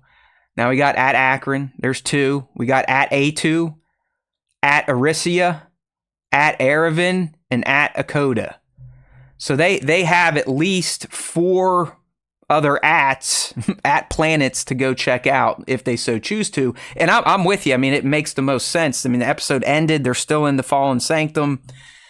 They do have coordinates. They at least had coordinates to At Aytuu. So why not go that way? Because there's nothing for them on Achrann. That's been cleared up. I mean, unless Neil wants to stay and try to make hybrid elephant babies with Hana, there's no reason to stay there anymore. So, I had a thought here. Yeah, a lot of the fans, and we talked about this earlier. I'm sure you might feel the same way, but it's almost like these planets are fallout vaults, right, Nick? And each one kind of has a little different social tweak to its experiment to see what happens. And I do. I mean, I ultimately think the mantra of this great work was to find the perfect society. And it's clearly, it's an evil experiment overall, just like Fallout is, if you think about it. I mean, whoever's doing this probably isn't doing it to be good or nice. They're more than likely doing it for nefarious reasons. So, we shall see. I mean, is At Aytuu, will it look identical? One would have to think so. I mean, Nick, you got to wonder. I mean, At Achrann, they've probably been devolved or in this decrepit society for decades, if not 100 years, because there was no security droids. I mean, I was scanning through the Rebel. I mean, there was nothing.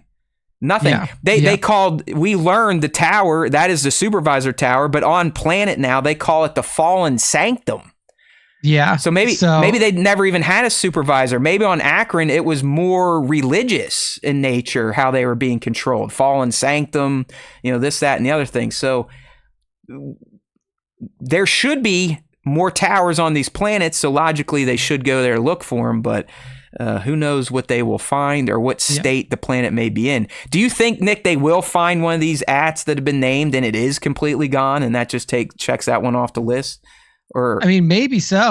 Like I said, they have all the coordinates that they can now go to. So, it's very possible that they pop into one of the coordinates and then, this planet's just not here anymore. And it was destroyed. Well, the other thing you have to wonder, if 6 of the planets were listed, the other 3 probably had to be in there too, right? They just, for time and editing, they just... Yeah, they just left those out. But here's another interesting thing to bring up, and I'm not sure if you guys have talked about it. If there are all of the coordinates to the other jewel planets in this supervisor's office, you can guarantee that they are there in At Attin. Yeah, that's what I'm saying.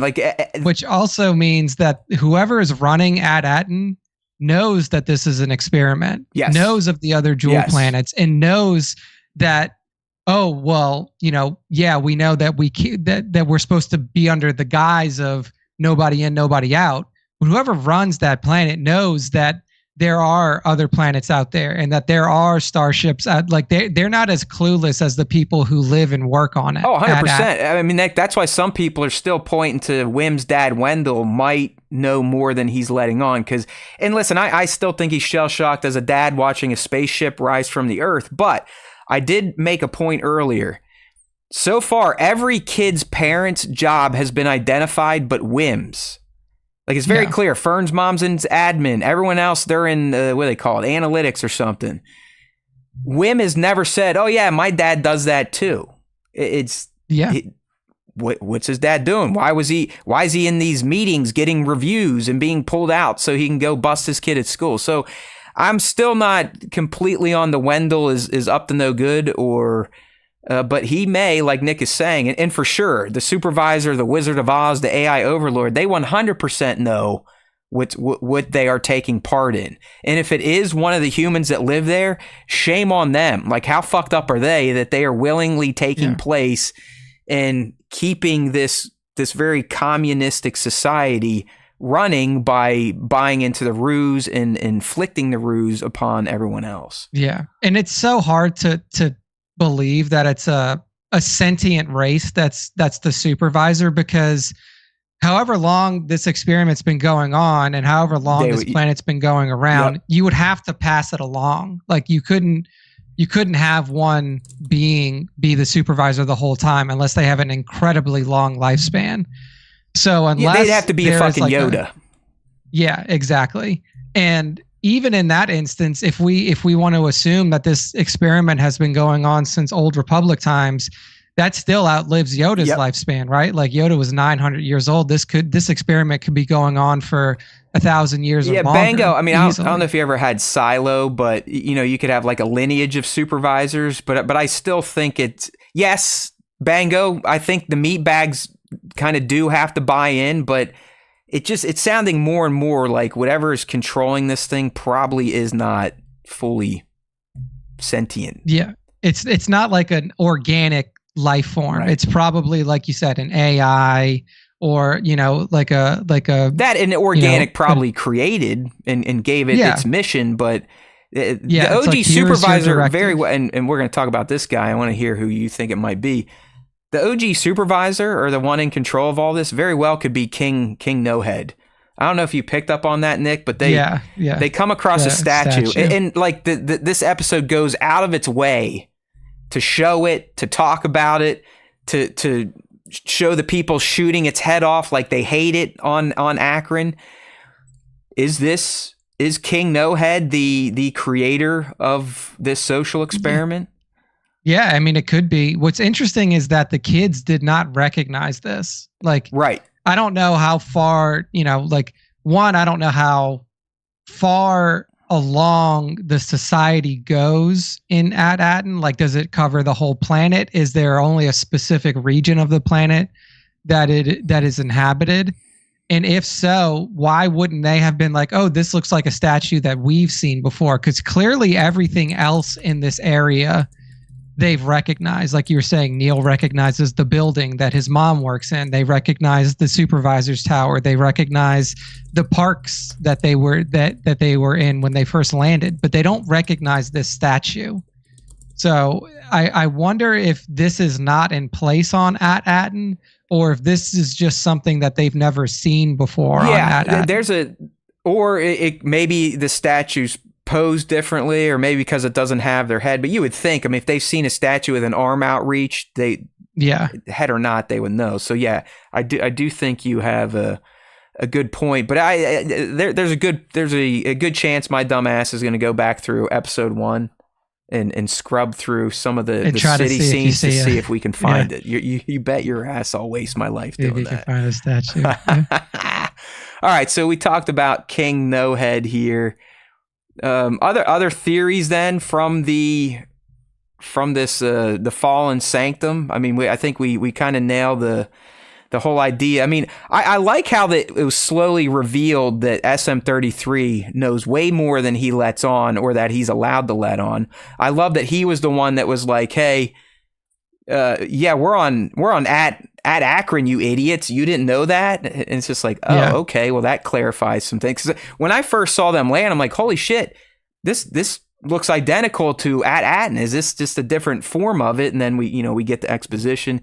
He clearly was there before with his crew, the captain. He knew of the Hattans. He knew of the Fallen Sanctum. He knew he was the one that scraped At Attin's coordinates off the pole. So I guess, why did the captain keep him alive in the first place? Like, hey, don't wipe your memory, or you don't remember anything about this. I mean, that's a pretty big loophole for a captain that clearly knew enough to make it all the way to At Achrann, and knew to get into this Fallen Sanctum to look for the coordinates for At Attin. Got him, wanted no one else to find them. Why the fuck do you keep a droid alive? So could SM-33 potentially be captain? Be the captain? I mean, he definitely could be, for sure. Also, the way that things seem to have ended on the Onyx Cinder probably didn't give the captain a whole lot of time to like deactivate the droid. He may have been stabbed in the back, and then everything that went down from there went down. Well, yeah, because we learned, right? SM-33 is like, hey, once Captain figured out those coordinates, he had me scrape them, and then we basically killed everyone else that saw them. Yeah, so like... And it does... So, Nick, do you think it was just 33 and the captain on the planet, and the pirates were hanging out in the Cinder? Then when they got back, they're like, oh yeah, guys, we got it. And then that's why there's this mutiny on the ship that we see with all the dead skeletons? Because I didn't see any bodies in this room, so it's not like they murdered everyone there. Do you think they waited until the ship and took them all out then? Or is SM-33 truly one in the same? I was going to say, it's more leaning towards now that SM-33 was probably the captain of the Onyx Cinder. Yeah. And like is now... He wants to playing this role of not remembering things or whatever. He forced himself to forget because he realized, like, hey, At Attin's being ran by my own kind. It's being ran by the machines. So it definitely could be that. You know, there's, like you said, there was no evidence of death in this chamber. Granted, however long ago that happened, those bodies could have been moved. They could have been cleaned up. Clearly, the residents of At Achrann go to this place because the girl knew how to take them here. So it could just be that whatever happened here was disposed of since. But it seemed like what's weird about the At Attin, about the Onyx Cinder stuff, is that like whatever happened had to have happened close enough to the planet for the ship to crash there. Well, I'm thinking they finally made it. The crew's probably like, oh, Hardy, and that's when the mutiny starts. Like the captain's like, fuck you, you guys are going to die. They turn on him. they come crash landing in. The weird thing, like Nova's saying, though, is like, why was SM-33 deactivated on the door lever? Was he trying to keep people in? Was he trying to open it?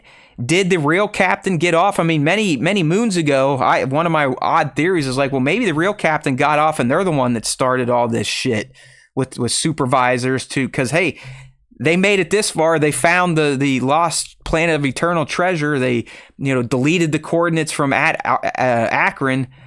Why not go the extra level or the extra step once you find this place to really protect it for hundreds, if not thousands of years into the future? Yeah, I mean, it's like, given what we've seen on At Achrann, it seems unlikely that the captain of the Onyx Cinder would be the one who instituted all of the like experimentation, unless it was a robot captain.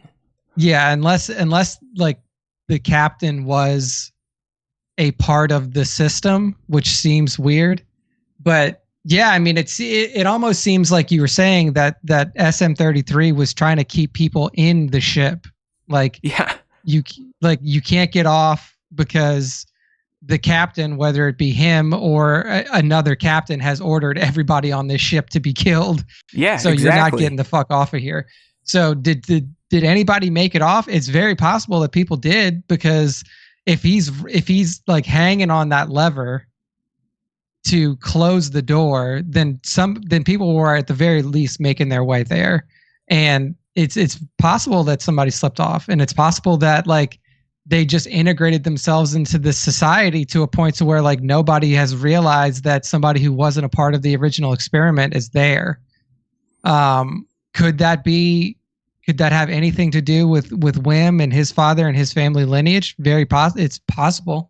What if when we find out that the supervisor, it's like it's the top of SM-33's chassis is just like sitting there plugged into like this supercomputer? Yeah, just like another version of it. Yeah. All right, let's hit the live stream chat real quick, Nick. We got one coming from Anthony, YouTube fan here, asking us, "Hey there, Way, being responsible, cooking breakfast for the fam for tomorrow. What a guy! What a guy."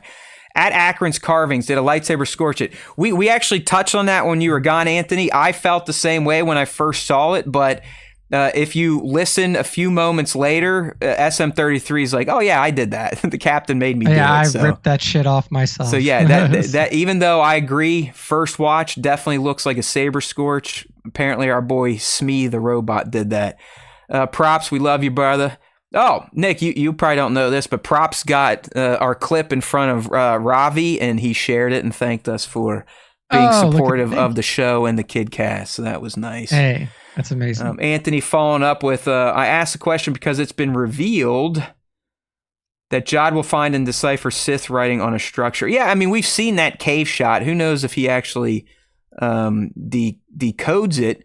But yeah, we've been riffing on Jod and his Force connections for quite some time, so stick around. Yeah. Nova's saying, I was thinking the area was gassed and he closed the door. Fern told them that story at the beginning, but there could be some truth to it. Yeah, I mean, maybe they crashed in the mine, gases were coming in, and who knows? I mean, this is why this show is great, even when you hit an episode that's a bit slow. Because even those last, 5 to 8 minutes has us all spinning our wheels, wanting to know what's going to happen next, having us forget that, you know what, episode 4 was kind of lackluster. It wasn't very exciting. There was no adventuring taking place. It was a lot of words, a lot of talky talk. That's Skeleton Crew for you. I mean, I think the mysteries that they've woven are fantastic. And while we got really no new insights into the Jod-Na and the Wood mystery outside of you really don't know what this guy is. I mean, he clearly stole Wim's cash, but then used it to free them. But can't you argue he was technically saving his own ass? Because they did ambush him at the Onyx Cinder, so he's probably like, hey, but they talked though, like he knew who the Troik were going to be, and he knew that bringing the Opies back would be good, and it might help him. So he is really feeling more and more like a Han Solo versus someone that really has a bad bone in his body and he's just really good at covering it up. Yeah. And I mean, the other question is like, okay, he gets these credits, like he gets these old, but what do the people on At Akron want with these fucking credits? Like, why would they just take these credits? We do know they actively trade, so instead of using Opie hides that they just gave up, Nick, I'm assuming use that honestly, and the way that shit's perceived in the known galaxy, those little dataries could be worth millions and millions and millions of credits. So they're about to upgrade their forces. So Hana better be taking some notes from Neil and try to make peace with these motherfuckers, or they're about to get devastated by an Imperial Star Destroyer that they pick up in an auction. Yeah, I mean, I just thought that was super interesting. But yeah, I mean, I assume that they're also familiar with that style of currency. If it was being used on At Attin, it was probably being used on At Akron as well. But yeah, I mean, Jod is definitely like the second biggest mystery of this show now. He became even murkier after this one because, the kids, he is kind of subservient to the kid captain. He has this babysitter protocol, which was fantastic. Yeah. He clearly is trying to steal their shit or go through their stuff, but in the end, he ultimately does the right thing. So, yes, Jod mystery didn't move much, but still a great one. The mystery of the 9 jewel planets of the Old Republic, massive. We did get a little drip on that. And the SM-33 mystery and how he was on At Attin in the first place, we got more insights into that. So, as we've been saying throughout this deep dive into episode 4 Skeleton Crew, it might not have been a banger on the surface, but beneath it, it had some lore layers. It added to the mystery, and it's keeping us theory crafting like some mofos. So even when Skeleton Crew is a bit off its game, it's still some damn good Star Wars here. Anthony, we've been saying that too. Anthony's mentioning like this could be some sort of Wizard of Oz kind of reveal. We've been saying that from day one. So you are with like-minded mouth breathers here. See you later, Bango. One more from Anthony, then we'll get back to the conversation here. Time, I got to say, when I saw Jod encounter that tribe, I thought, did he pull a kind of mind trick on them along with paying them in dataries? He could have kept those dataries and just did the mind trick. Well, remember, so Nick, it was like a bootleg mind trick, so he could only maybe just convincing them to take the money was enough instead of taking his hide. All right. So let me we'll see. Weasel through any more of these Hans that we had. We talked about King No Head, leader of the great work. Okay, Jod says this is an ashy, dusty planet. Reminds him of home. Is this guy possibly from one of the failed jewels then? Or just a planet? And that's the point I was making earlier, and I'm sure you picked up on it, but At Achrann showed these kids for the first time what a Star Wars planet typically looks like. War-torn, just ravaged by conflict. So, I mean, is Jod from a jewel, or is he just from a planet that has seen nothing but destruction and death? So, like Navarro, Tatooine, shit like that. Yeah, Corvus is another one. I would think that, I mean, and look, he plays a lot of stuff close to the chest, so not necessarily like completely discounting this, but you would imagine that it seems like all the jewels have the same naming structure. So if he heard like these kids are from At Attin, aside from knowing it as a pirate treasure planet, he would probably also be like, well, my planet was called At Acoda, like you said, or something like that. Like, is this planet related to mine? I mean, Nick, more than likely, it seems he has the Force, so it's probably Tatooine, right? That's where we're headed. Yeah, funny.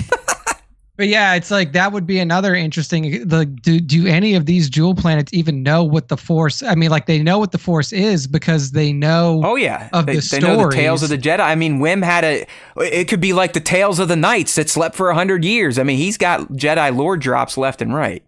Yeah. So is it like one of the planets or one of the jewel planets like was that experiment specifically like, hey, let's only people who are like Force sensitive live on this version and see what happens, because I think that would be a very interesting experiment is to like have everybody who lives on your planet as just a force sensitive person and like has the ability to tap into the force in a physical sense. Because yes, everybody does have, M count, everybody does have access to the force or the force flows through them, but not everybody can manifest it physically. So I think that would be a super interesting experiment. It's like, okay, like everybody who's on the 5th At planet is force sensitive. What happens? The people lose their mind with power? Do they control themselves? Like, how does this society break down? So it's possible, but I think it's unlikely given the fact that he has such a reputation in the galaxy, and he seems to not be that old. Like he's in his late 40s, mid 40s, maybe. Yeah, we'll give him early 40s. I mean, he very well could be the age of Darth Vader, because that's what Vader would be around now, right? And then we figure that out. Yeah, Vader was 23 when he became Vader. When he first met his son, he would have been what? 33. He would have been 41. Yeah. So Vader would be in his 50s by now then. Yeah, he would be a bit older for sure, 50s, 60s. Yeah, I mean, he probably was born, if I had to take a guess, this guy was probably born at the tail end of the Grand Republic, of the prequel Republic era. Just given his age, given the fact that he has the Force ability, but he hasn't mastered it, and it doesn't seem like he's had a ton of formal training with it. I don't see him ever spending time at the temple. Yeah, no, I don't think so either. So, yeah, I mean, I don't think that he's from a jewel planet. I think that he's probably from one of the, like, his just say, way of speaking about it. You know it. I hope it's not Tatooine, because the thing about Tatooine is there's no ash. Like, yeah. For me, it's Navarro, like it's one of the Navarro hits, right? Yeah, Navarro hits for sure. It's got to be one of the more war-torn planets. So like it's like a planet that was caught up in a lot of the CIS versus Republic conflict, and then maybe rolls into additional conflict after that once the Empire takes over, is kind of what my thought process is. All right. I wrote down Neil is different. I think that's pretty obvious. I mean, he was kind of who we were leaning towards could exude the Force in our prediction show. Last week, I ran with the theory that maybe it's KB, and that's why she has to wear the visor to kind of keep her Force powers muted, because why the hell would you want someone with magic on a planet that is meant to be hidden and is very controlled in terms of the information that comes and goes? But Neil really showed us he's very empathetic. He's very kind. He understands that there's a better way to live than fighting. Yeah. Like yes. His time on At Attin has served him well. Like he understands, like, hey, this is a good way of living, except I don't know that my entire life's being controlled.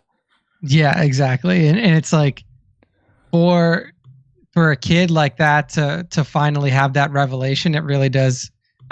He doesn't have the mental capacity to really understand what is going on At Attin. Yeah, I don't think any of them do. They're slowly, I think they're slowly starting to figure out, like, holy shit, we come from a really weird place. Yeah. And it's also like, as an adult, even if, like, imagine if you're Wim's father, you make it off and you don't have special knowledge, like we're kind of postulating that he does. Do you look at the galaxy en masse and be like, man, this whole place seems really fucked and everything seems super chill back on At Attin, so like I'm okay with whatever's going on there? Or do you want to accept the galaxy as a whole? Well, I think it's clear Neil wants to keep living in the dream. I mean, he's like, hey, come live with us, Hana. Like, you can stay on our planet. You can stay in our house. I mean, he's like, yeah, he loves it. Like, he loves his little controlled reality. Now, I think when they find out that, yes, everything has been controlled and they really don't have freedom, he's going to change his tune. But as of right now, I think he is the biggest At Attin Kool-Aid drinker of the bunch.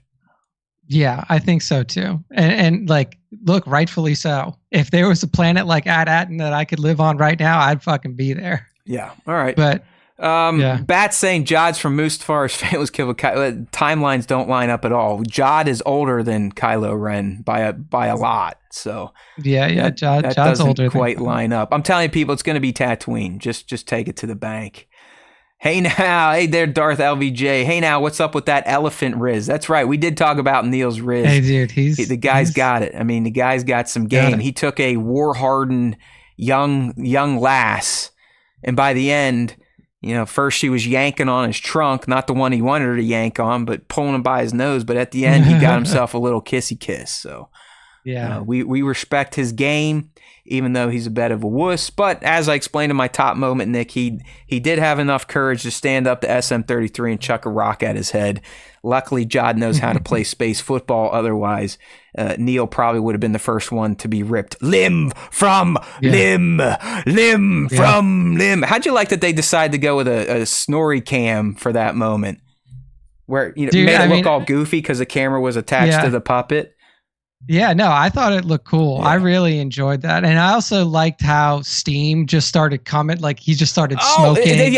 I'm glad you brought that up because when he was initially talking to Jod on the ship and revealed about at Achrann, but then also Jod kept asking about At Attin. Yeah, the more times started smoking. Yeah, the more times he has to say, I don't know anything about At Attin, it literally is frying his fucking processors. Yeah, it's frying his circuitry to a point to where he's like, he just can't do it anymore. Yeah, the one time the little mouse had to pop out, like it was getting so intense in there with him trying to fight his programming. So is that because someone told him to, or he himself is the one that's kind of locked up his mind? I'm waiting for a twist to happen on this mouse on Snowball. It comes out and starts speaking, and it's like, I am the overlord I am the main space pirate. I took over for the pirate king who died on Navarro.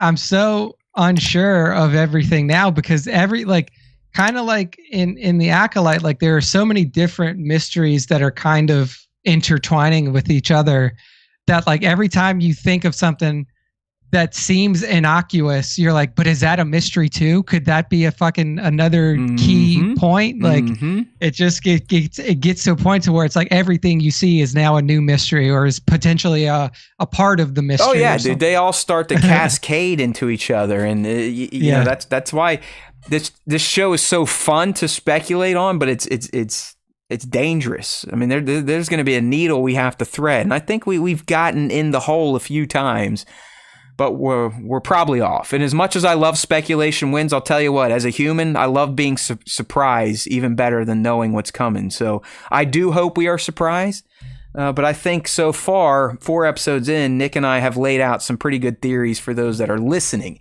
and we try to get you to listen because we clip up the show each week and put out some of the clips that the AI thinks will be the most popular. So make sure to check those out. We'll be doing one round of those before we enter into our 2-week break, but more on that later.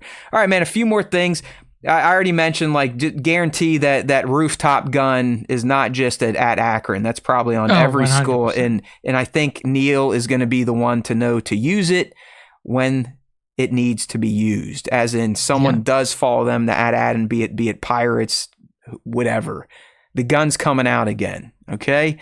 Nick, why do you think Achrann had all these satellites? They clearly weren't doing jack shit. It's not like they didn't seem very defensive, I guess.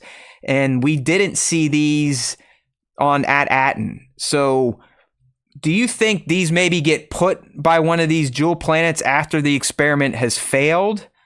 Or was this their version of the barrier? Yeah, I mean, that was my initial thought, was that the satellites were probably installed after, especially once the society was a little bit more in chaos, and it was more dependent on off-world travel. That makes sense. It's like this is how maybe their communication beacons, or this is how they can, as you said, do their trading or let people land, shit like that. Oh yeah, because that's right. Because once they cross through, an autopilot routine kicks in, right? Yeah, it kicks in and it takes them down. Okay, so. All right. Yeah. What do you think was behind At Achrann and General Strix's fixation on children being adults, children having to be the scouts? I mean, he literally was about to shoot our cast because they didn't want to go first when they thought they were going to have this raid against the Hattans. Yeah. What the hell do you think that is? Like, why did they? Because the Hattans aren't living this way. They don't have kid warriors. Yeah. I mean, a lot of it is so hard to speculate on because it really depends on like how this structure broke down. Now, you could look at it in a way where the Troiks are the original inhabitants of the planet, and the experimentation level that's going on At Achrann has to do with how children are treated in society. Children are put forward in society into places that adults usually would, or they're treated more adult-like. And that was like one of the experimentation protocols. And then maybe the Hattans that are there aren't native to At Achrann or weren't a part of the experimentation that was happening on At Achrann. They could be like off-worlders who decided after the experiment had broken down and after off-worlders started to come to At Achrann more frequently, like, hey, we're going to fucking, like, maybe they were just a band of, like, the Hattans were like a nomad society that were living out in space, and they were like, well, fuck it, we're going to come down and we're going to live here. We're going to take over this planet. And that's how the war happened. I don't know. I found it to be weird that they're essentially forcing children to be child soldiers. It could be a case that the Troik ranks are just decimated. I mean, their adults are all but gone, and so that's all they have are the kids. But it is very, very odd how you have these two warring factions on this social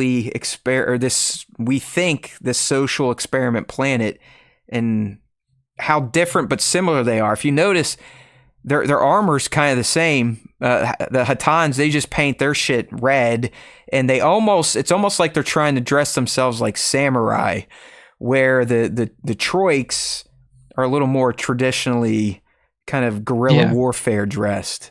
Yeah, that's what almost makes me think that one of the factions, I don't know which one, but either the Hattans or the Troiks are not native to that planet. Like, they have shown up after the fact and have claimed, and like that's what kind of kicked the war off. Yeah, Anthony, that's kind of what we're thinking too. Anthony's saying, I have a feeling that each of these 9 planets may have very different societal settings, and their histories may be markedly different. Each jewel tells a different tale. Yeah, I think that's a good way of saying it. We're just, we're never that on point and focused with our theories. I got a few more for you. Anyone else pick up, and I'm still trying to figure out the significance of this. I've got kind of a shitty screenshot to show it off. But the Troiks, every Troik warrior on their uniform and their helmet, Nick, they had a cluster of 7 dots. At first, I was like, oh, those could be representing the jewel planets, but we know there's at least 9 of those. So any significance, you think, or am I reading a bit far too into this shit? Yeah, I mean, I'm sure that there's significance to it, to the factions on the, like, to the Troik faction. I was trying to connect it to something, either old Republic, New Republic, High Republic, the Galactic Empire. I don't know. It was odd that they had very clear faction markings. Yeah, not that I could draw from immediately, but that may come up in, like, the next planet we go to may have something similar. But Bat's saying, didn't the girl have less? No, they all had the same. It was just 7 dots. You know what? Maybe because their sanctum did look kind of jacked up, maybe they only knew of the 7 other planets. Or maybe that was the symbol they were given as their society to use, to worship. Just like we saw the patch on the back of Fern's backpack. Maybe that's their symbolism on At Attin. So each one kind of has their own deal. All right, what else do we have on here? We got the 7 dots. We talked about 33 and how he was used on. You notice 33 is still very fixated on protecting a treasure. Okay? Because at the end, he's like, and the captain told me to rip them limb from limb for anyone who comes poking around about the treasure. So, I mean, who knows? The pirates were thinking they were going to get treasure, but more than likely, Nick, are you starting to think at this point in time they didn't find treasure? There's no treasure. Okay. The treasure is the treasure was the journey all along. There you go. But there's a different, like, it's. I know we saw a treasure room. Oh yeah. And I know that is like what we have been kind of pointing to is like, oh, look, there's this treasure room. Maybe there's something in this treasure room, blah, blah, blah. But probably what the treasure is like, it is a concept, or it is the planet as a whole is the treasure. I agree. Because it is the planet that is untouched by, all of the chaos that has been happening in the galaxy. And it's the only one of these planets that didn't fall to chaos along with the rest of the galaxy. Hold on, man. We gotta call out our boy Nova Toymation here. Thank you, Nova Toymation, for that super chat. Happy holidays to the SWS crew. You hit them with the hind this year, and looking forward to more shows in 2025. Cheers. We appreciate you, Nova. Love you, buddy. Thank you. Thank you. Anthony, did you guys talk about the satellites in the atmosphere? Yeah, we just did. Might need to rewind that one. And Bat's right. Just you'll catch up. Don't worry. Yeah, their BMAT is saying, if this boils down to the journey is the treasure, I might cry. They're still going to surprise us. I really think the pirates might have been after traditional treasure, some form of loot, but I ultimately think whatever is on At Attin isn't that.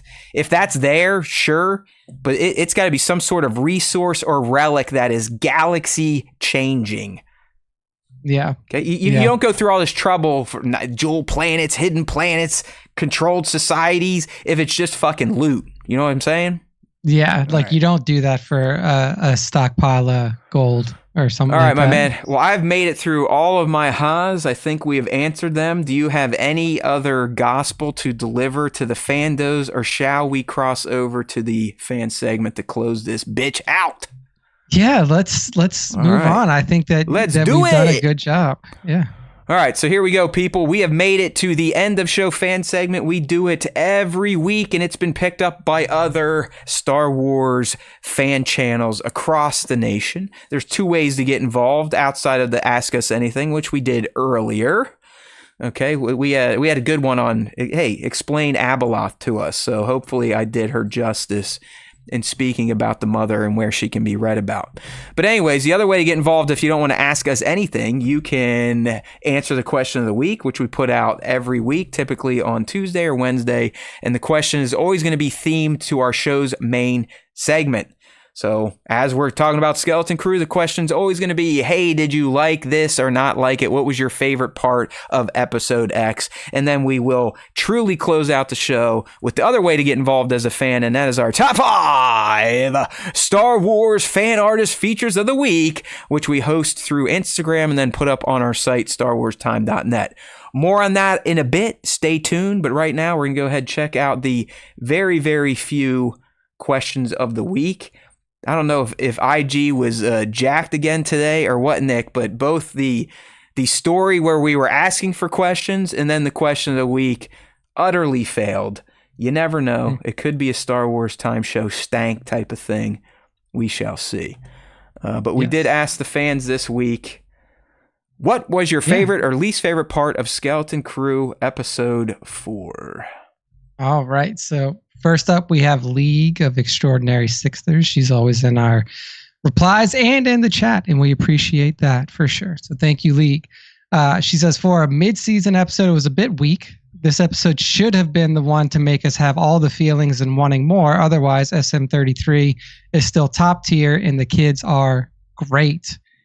So kind of agrees with us that this was not the highlight of the season thus far. Nova Toymation says it was a solid episode when they first got to the planet.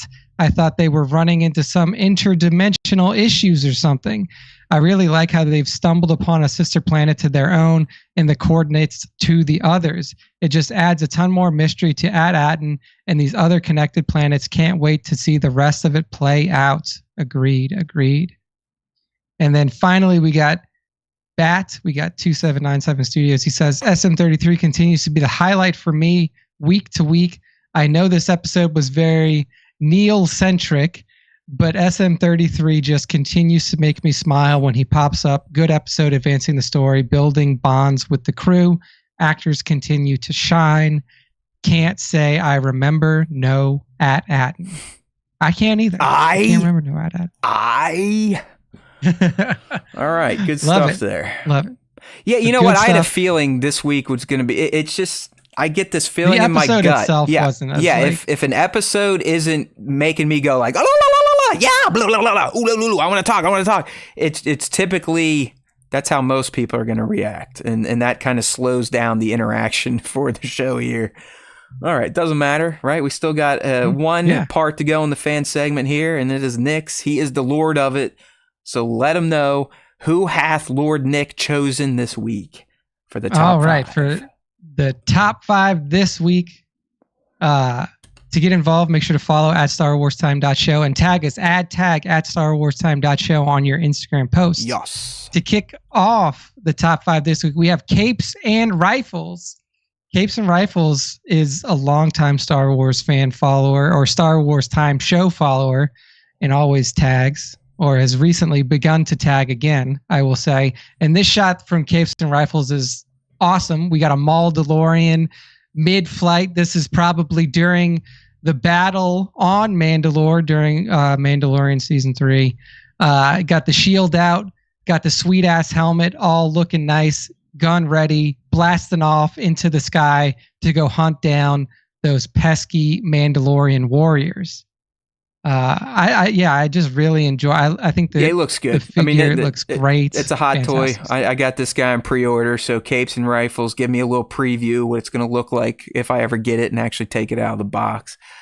I did a thing this week with figures. It was a long time coming, but I finally opened all of my unopened Black Series from the last 2.5 years, which again just speaks volumes to this show.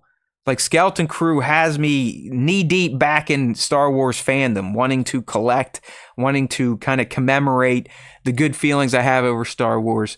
So shots like this, toys in my pre-order list getting ready to ship. I think Chopper's coming next week. You couldn't ask for a better holiday season coming up as a Star Wars fan and collector. So check out @capes.and.rifles on Instagram. That's right. Next up, this is a fucking gem. This is a good one. We got Little Big Boy Junior, little_big_boy_ junior. And we got a battle between master and apprentice, or former master and former apprentice. So we see Ahsoka, the white, well, not the white from the Ahsoka show, but Ahsoka with her white blades, going fully at Vader, full like jump Matrix style combat happening from the Ahsoka side of things. Vader completely caught off guard, off balance, his lightsaber just kind of askew to the side as Ahsoka comes down and kicks him right in the chest. I love like the posing of both figures, the lightsaber effects, the face that you can see on Ahsoka is perfect for the action stance that she's in. All around, just everything about this shot, I feel, is just really, really strong. Nick, I believe, even though this is what we call our Ahsoka the gray, so her bluish gray form, I believe this is a recreation of a move she does on him in Star Wars Rebels when they're fighting on Malachor.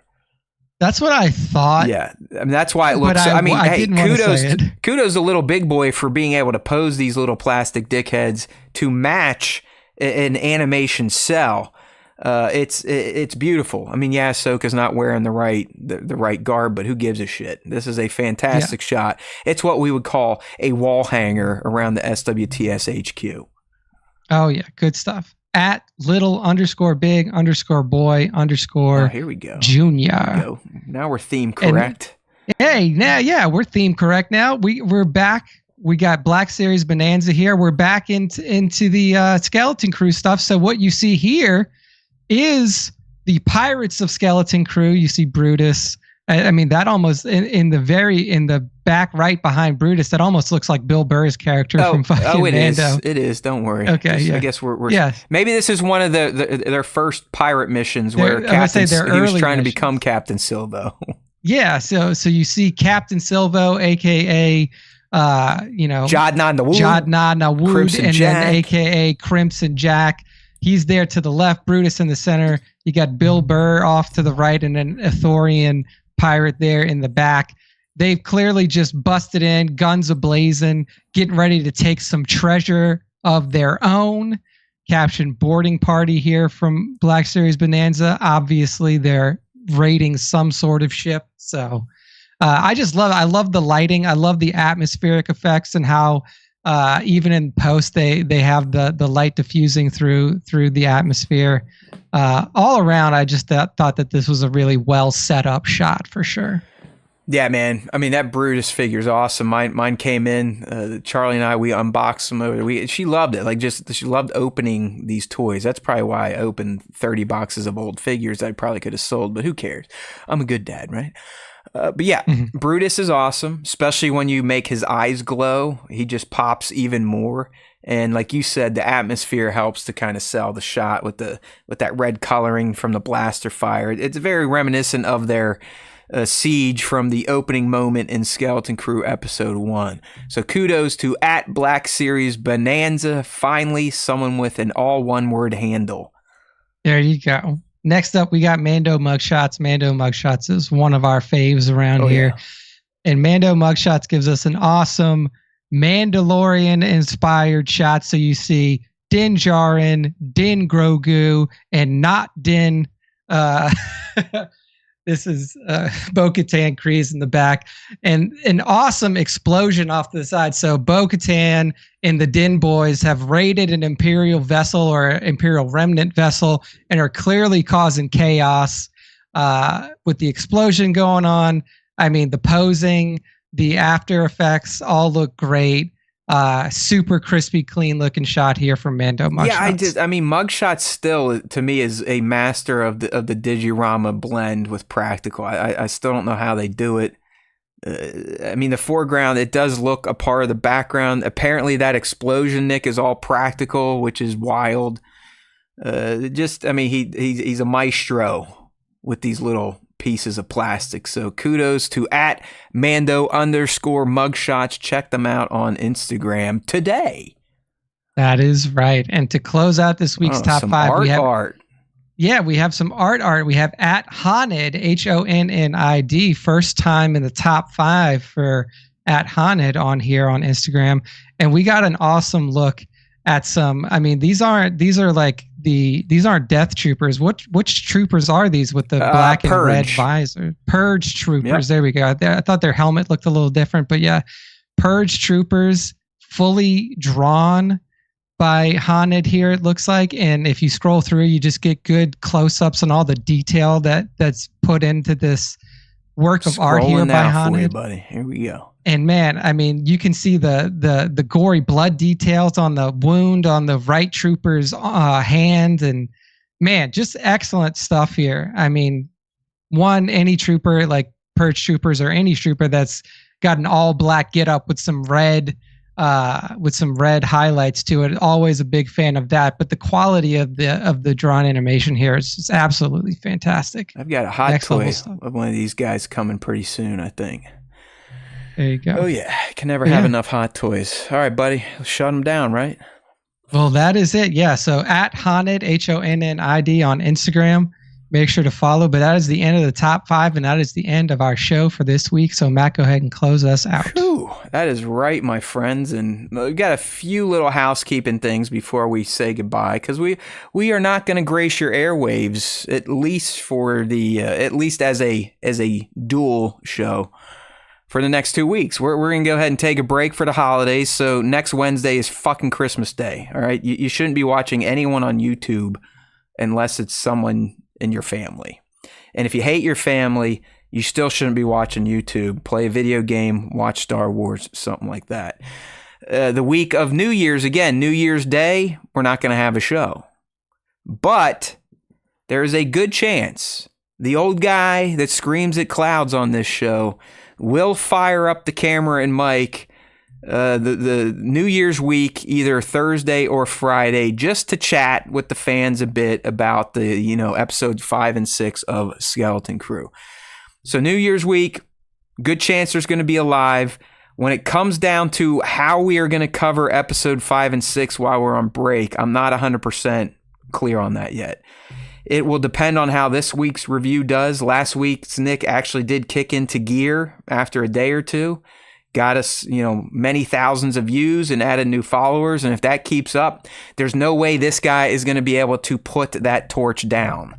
I've been trying for many years to gain traction on this fucking channel. And now that we have it, I'm going to be hard pressed that I'm just going to kick my feet up and sit back. But if this week bombs out, next week, I don't know. Might not be a full breakdown. Might be something, not a full breakdown. But you are going to get something from me over these next 2 weeks.